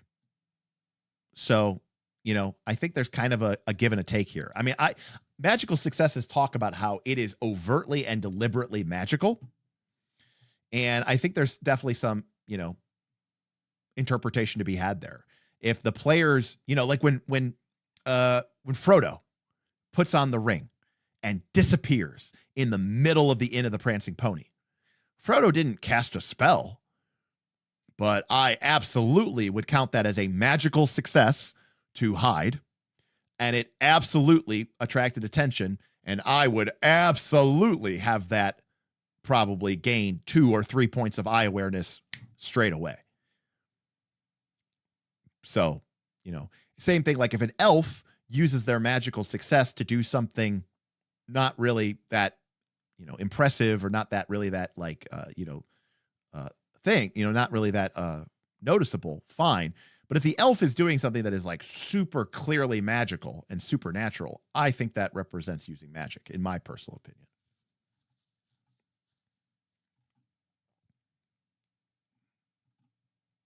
I think it could be. It depends on what the magical success was. Absolutely. I think if you're using your Goblin Bane, weapon, I think that should attract the attention of the enemy. I mean, it might not qualify as, making lightning rain down upon an enemy, but I do think it should count. Then we get the hunt. The threshold depends on whether you are in a borderland, a wildland, or a dark land. So as you travel into darker areas, the hunt triggers more easily. If you're protected by a blessing of a wizard, the hunt threshold goes up. If you're traveling under false names, the hunt threshold goes up. However, if the enemy's actively looking for you or you're doing something crazy, the hunt threshold goes down. As long as it's below the hunt threshold, you are considered hidden. And once it matches or exceeds it, the hunt begins and the company is revealed to the eye of Sauron. And basically, this introduces a revelation episode, which is an opportunity for the GM to basically make a really hard move against you and direct the evil of the world against you. Now, it might literally be, he unleashes the Nazgul and they come upon you, but it could also be something just like the ill-fatedness of the world. After this dire event comes out, the eye awareness resets, and we go back to its starting level.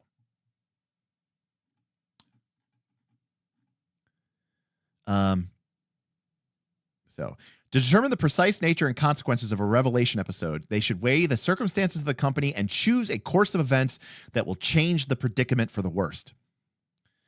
Regardless of the details, whatever happens should spring naturally out of the flow of events, right? No quantum ogres, no orcs appearing out of nowhere to attack the player heroes while they're sleeping at Bag End.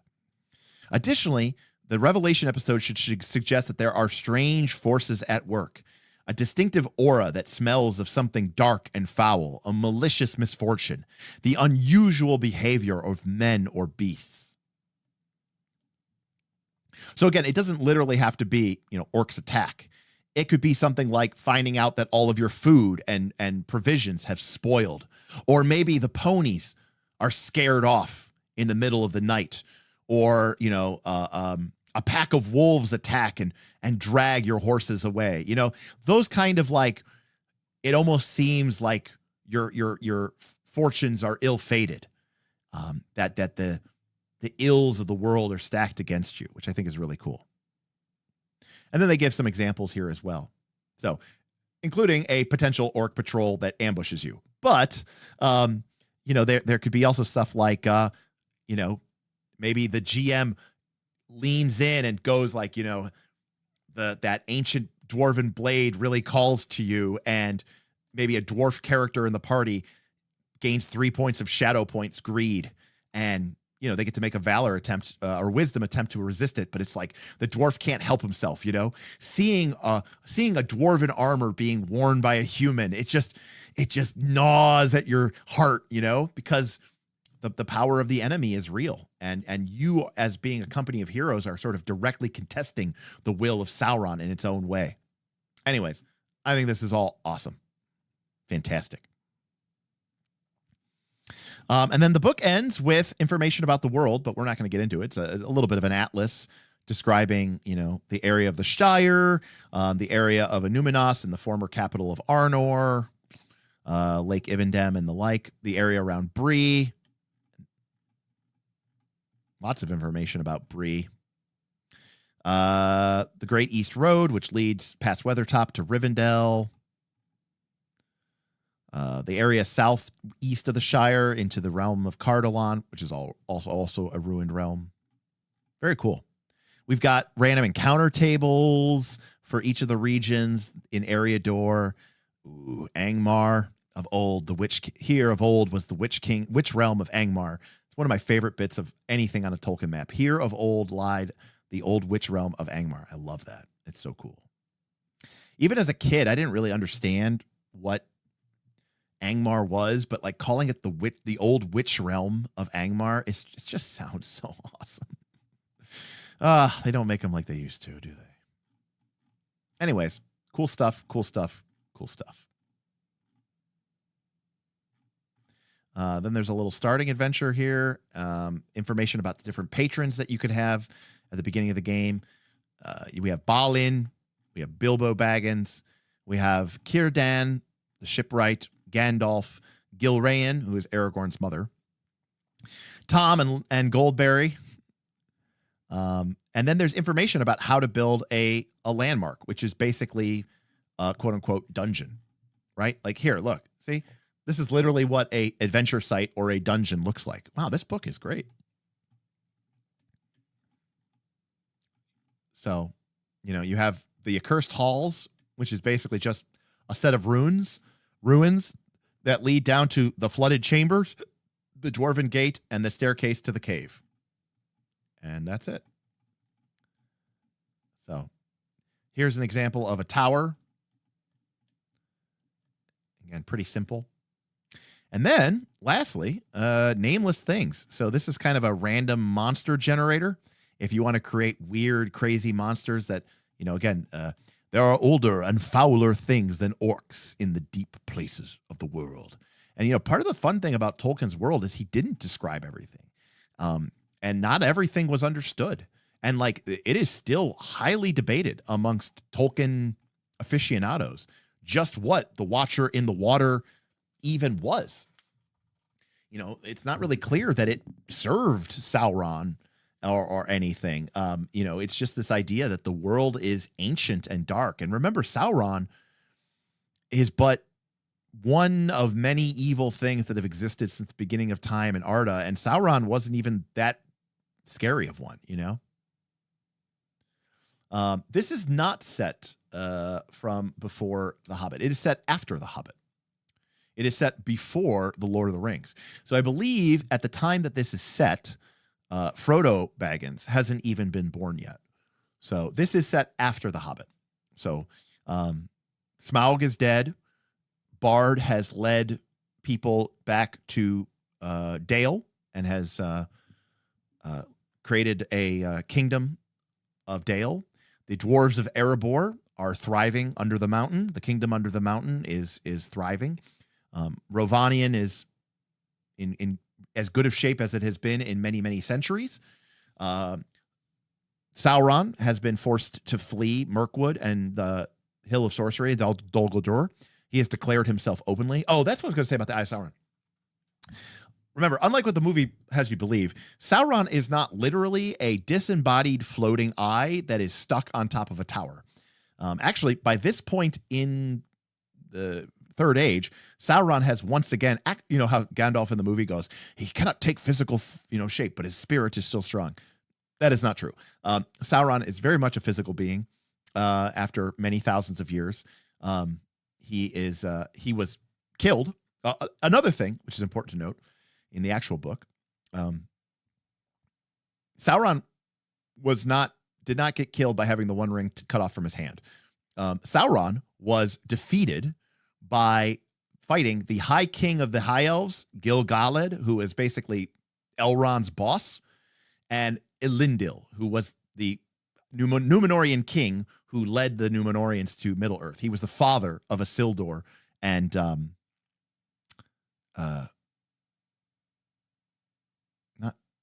my brain is sorry, Eldarion.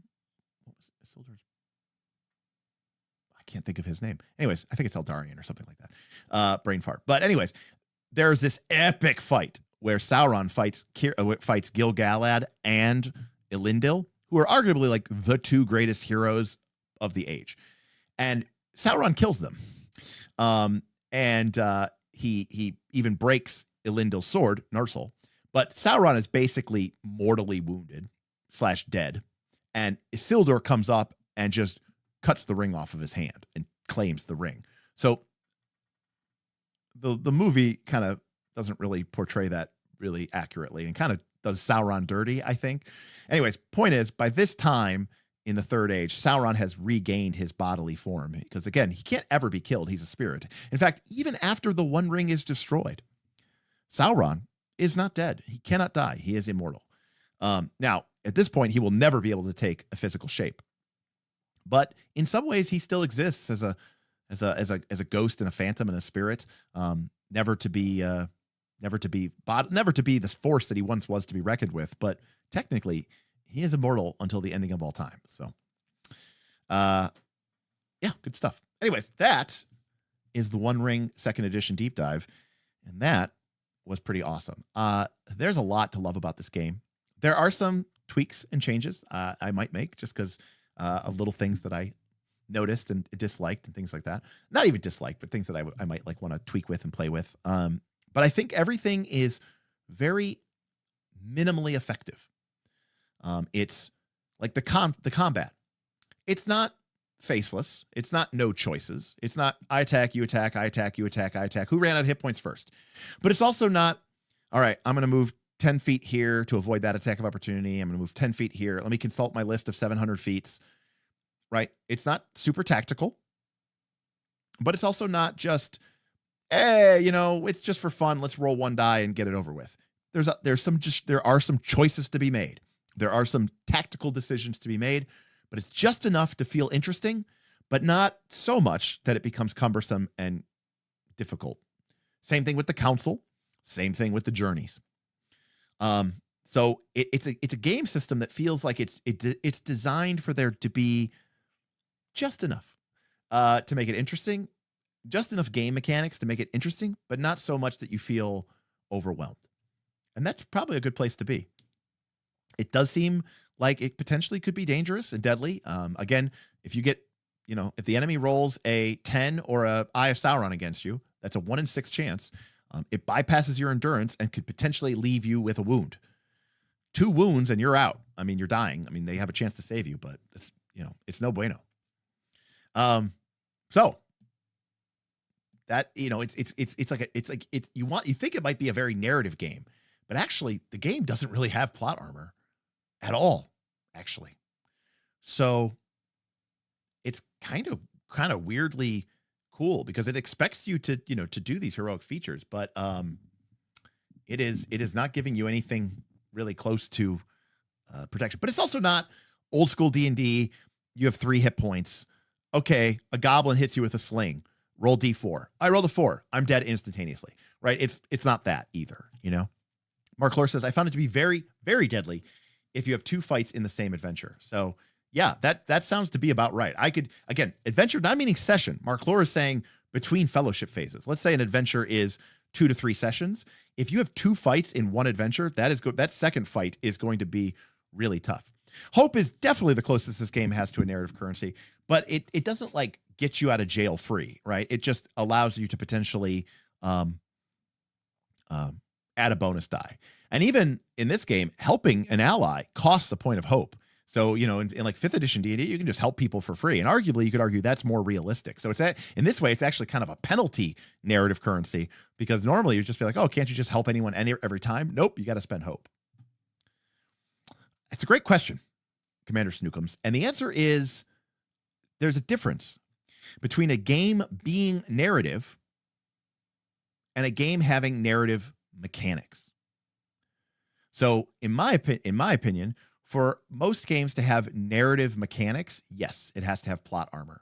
Because the point of narrative mechanics is to ensure that you end up with a narrative which conforms to our usual understandings of what books and movies and TV shows look like.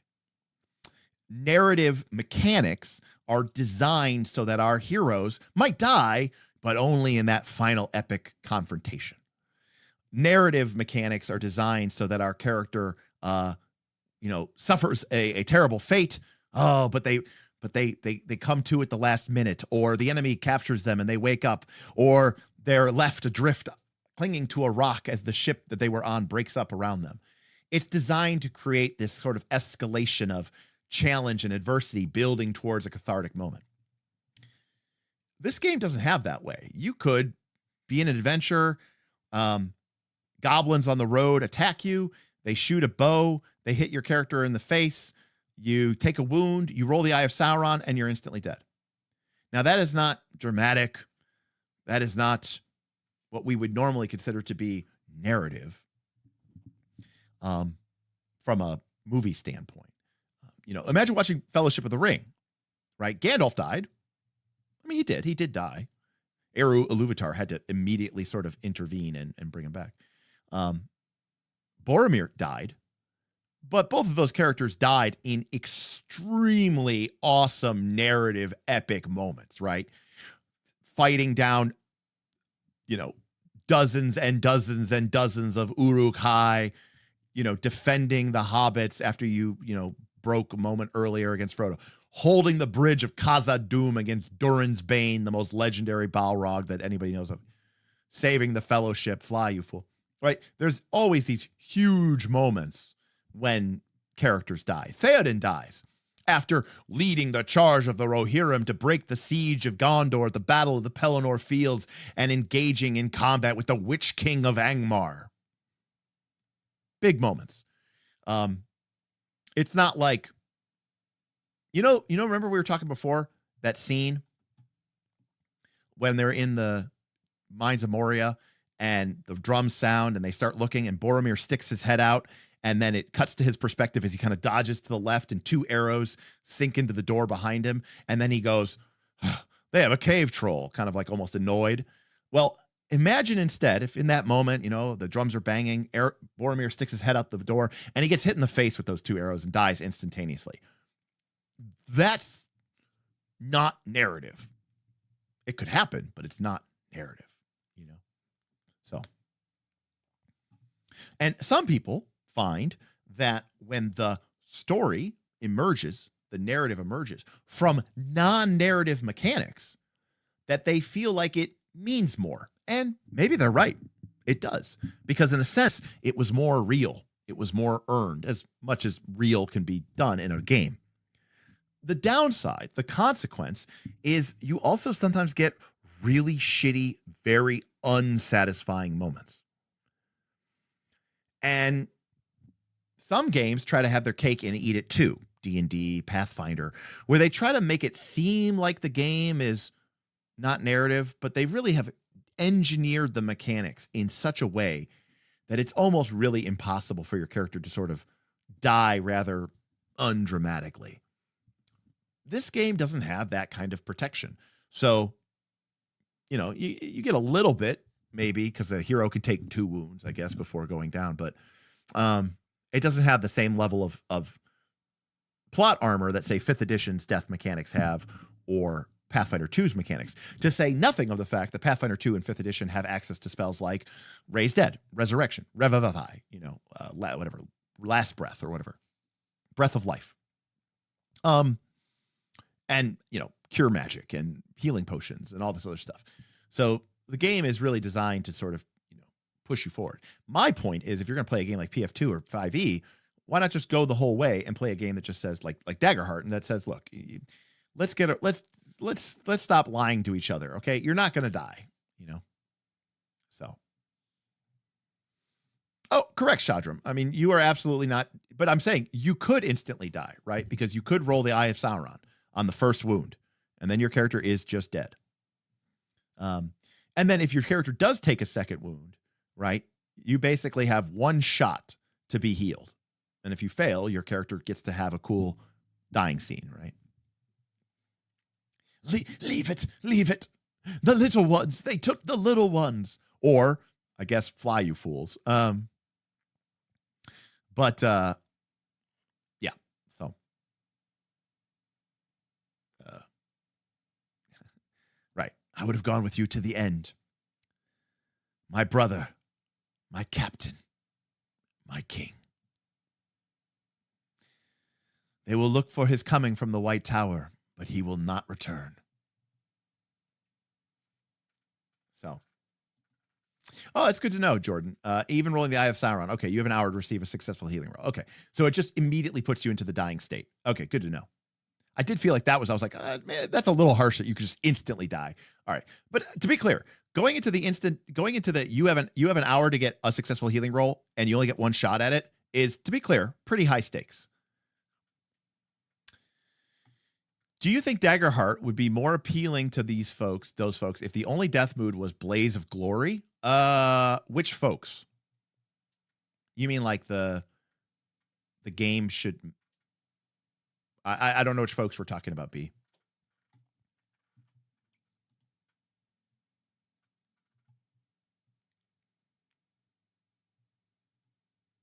Man, the folks who hate plot armor. Well, no. Well, you mean like, so when you mean like when you die, you go out in a blaze of glory, like automatically. So if you die, you get to like kind of like trigger some sort of awesome ability, and then you die. Probably not. I don't know. I mean, it's clearly not plot armor. At least you get to go out and do something cool.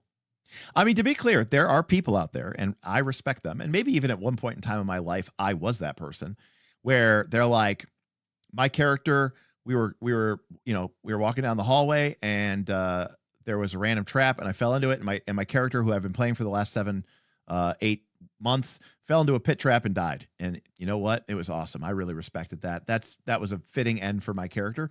There are some people who think that is not just okay. They think that is great. They think that is a cool way to play the game. And again, like I said, I may have even been that person at certain points of my life. I'm currently in a phase where I don't think that's cool. But you know, to each their own. We all have our preferences, and that's why we play all these different games. This game, One Ring, outside of the Tolkien influence, is very, very, very. You might really love Lord of the Rings. You might really love Tolkien, but you don't like these rules because you might be better off playing Lord of the Rings, the 5e set. So, which reminds me, we will have a giveaway at some point because I did buy a starter set of the Lord of the Rings. That's the 5th edition version of the. It's not the One Ring. It's the Lord of the Rings 5th edition. But it's the same art, and it's for 5th edition. They didn't have a One Ring box set. I would have bought a One Ring box set, but they didn't have one. So I know it's kind of silly to give away a 5e one after spending, 30 hours talking about this game. Anyways, I'm going to keep the Moria tip up. Well, hopefully we'll get some traction on that over the next couple of weeks as I go into PAX Unplugged here, and then we're going to try to get Bob and Tim and Danny over. Maybe we can scrounge up another player, and we can get 4 people for our starter set game. It'd be pretty cool. I'm looking forward to running the game. Lugs, what's up? I haven't got a chance to watch your Worlds Without Number video yet. What was your general thoughts on the book and the system? Well, I love the book. I mean, that's why I kickstarted it. Obviously, 350 pages of it is some fantastic world generation, adventure generation, faction generation. It's all good stuff. The game itself, I thought it was great. I mean, it's 3rd edition with traveler skills bolted onto it for some reason, and it has elements of BX D&D. But I feel like it mostly, clings to sort of a 3rd edition vibe with a sort of, again, inspiration from BX. There are certain things that feel very BX coded. And then, of course, randomly in a game of D20s, you just roll 2d6 like Traveler. And again, that makes total sense because remember, Worlds Without Number came from Stars Without Number. And Stars Without Number was, I haven't heard Kevin Crawford say this, but I have to imagine Stars Without Number was Kevin Crawford saying, I like Traveler. I like this 3rd edition D&D game. I want to mix them together with a little bit of, kind of old school feeling, which, to be fair, Traveler is kind of old school in that respect. So, again, there's a little bit of disharmony and inelegance in having one set of DCs and one set of dice rolls and one set of probability curves for like combat, and then having a different set of DCs and a different set of probability curves and a different set of dice for skills. That part is a little wonky. But there were things I liked. I loved the gang up rules. I loved the my brain is already mush. There was another rule I liked. There were, there were some good rules. I didn't dislike it. I liked how the monsters go first and the players go second, but you can use your reaction to go first instead. And so you're out of reaction, but you went first. I like that. That's a very nice, cool way to do initiative and have it change. And I felt like that was a really nice system. And I like reactions, so I thought that was pretty good. So yeah, I thought it was fine. Again, some parts I thought were a little clunky because, you have one system for initiative, D8. You have one system for attacking, D20, roll high, with a modifier. You have another system for saving throws, which is roll D20 flat, but get it over your saving throw value. And then you have a different system for skills, which is 2d6 plus your skill value plus a relevant attribute versus a different DC table. TLDR. But you can go watch it. It was only like 3.5 hours or something like that. It's not the longest one in the world. All right, folks. Well, it is now November. This is going to be an interesting month, busy month. I'm going to PAX Unplugged at the end of the system. Mark Laura, I didn't even get to the morale system. Okay, there's another system for morale. Okay. Apparently it is roll. Apparently, yes, I do think you always want to roll high. You want to roll high with your attack rolls. You want to roll high with your saving throws. You want to roll high with your skills. So I think we have at least that. But apparently there's another system for morale. So, but anyways, I'm going to be going to PAX Unplugged in 20 days, 19 days. I still have to buy my flight, but I'll be in Philly. So if you're going to be in Philly, let me know. I'll be around. I don't think I'm like super working. Sometimes when I go to these things, I end up working for Roll for Combat. Usually Steven lets me crash with him. And, I like to, but sometimes I'm like literally there just to work the booth. But I think in this case, they're going to have the whole crew. Mark's going to be there. Steve is going to be there. Linda's going to be there. So I don't know that I'm going to have to man the booth all 3 days. So I plan on, birding around and seeing what there is to be seen. And if you see me, run into me, say hi. It'd be kind of fun. Hang out. And then, over the next month, I'm hoping this month we can get our One Ring game run. It'll be our first use of the new studio here in my bedroom. What used to be my bedroom. And Daggerheart still pending, but we'll get there eventually. All right, folks, that's going to do it for me. Thanks so much for hanging out. Thanks for enjoying this deep dive. If you enjoyed this series, God help you. Number one, if you've watched all this and you haven't read the Silmarillion, what's wrong with you? Secondly, if you watched all this and you care this much about an RPG that isn't D&D and isn't Pathfinder, maybe you should join our Patreon. Patreon.com/nightsoflastcall. I'd love to have you. We are nerds of the highest caliber, but we're also good people. And I really think it's a great community. We're only a couple hundred strong, but we'd love to have you. If you want to support this show and streams like this, that's the best way to do it. And we'd love to have you be part of our little crew. All right, everybody. Thanks so much. I have enjoyed speaking with you. Hope everyone had a great Halloween, and we'll see you next time on Knights of Last Call.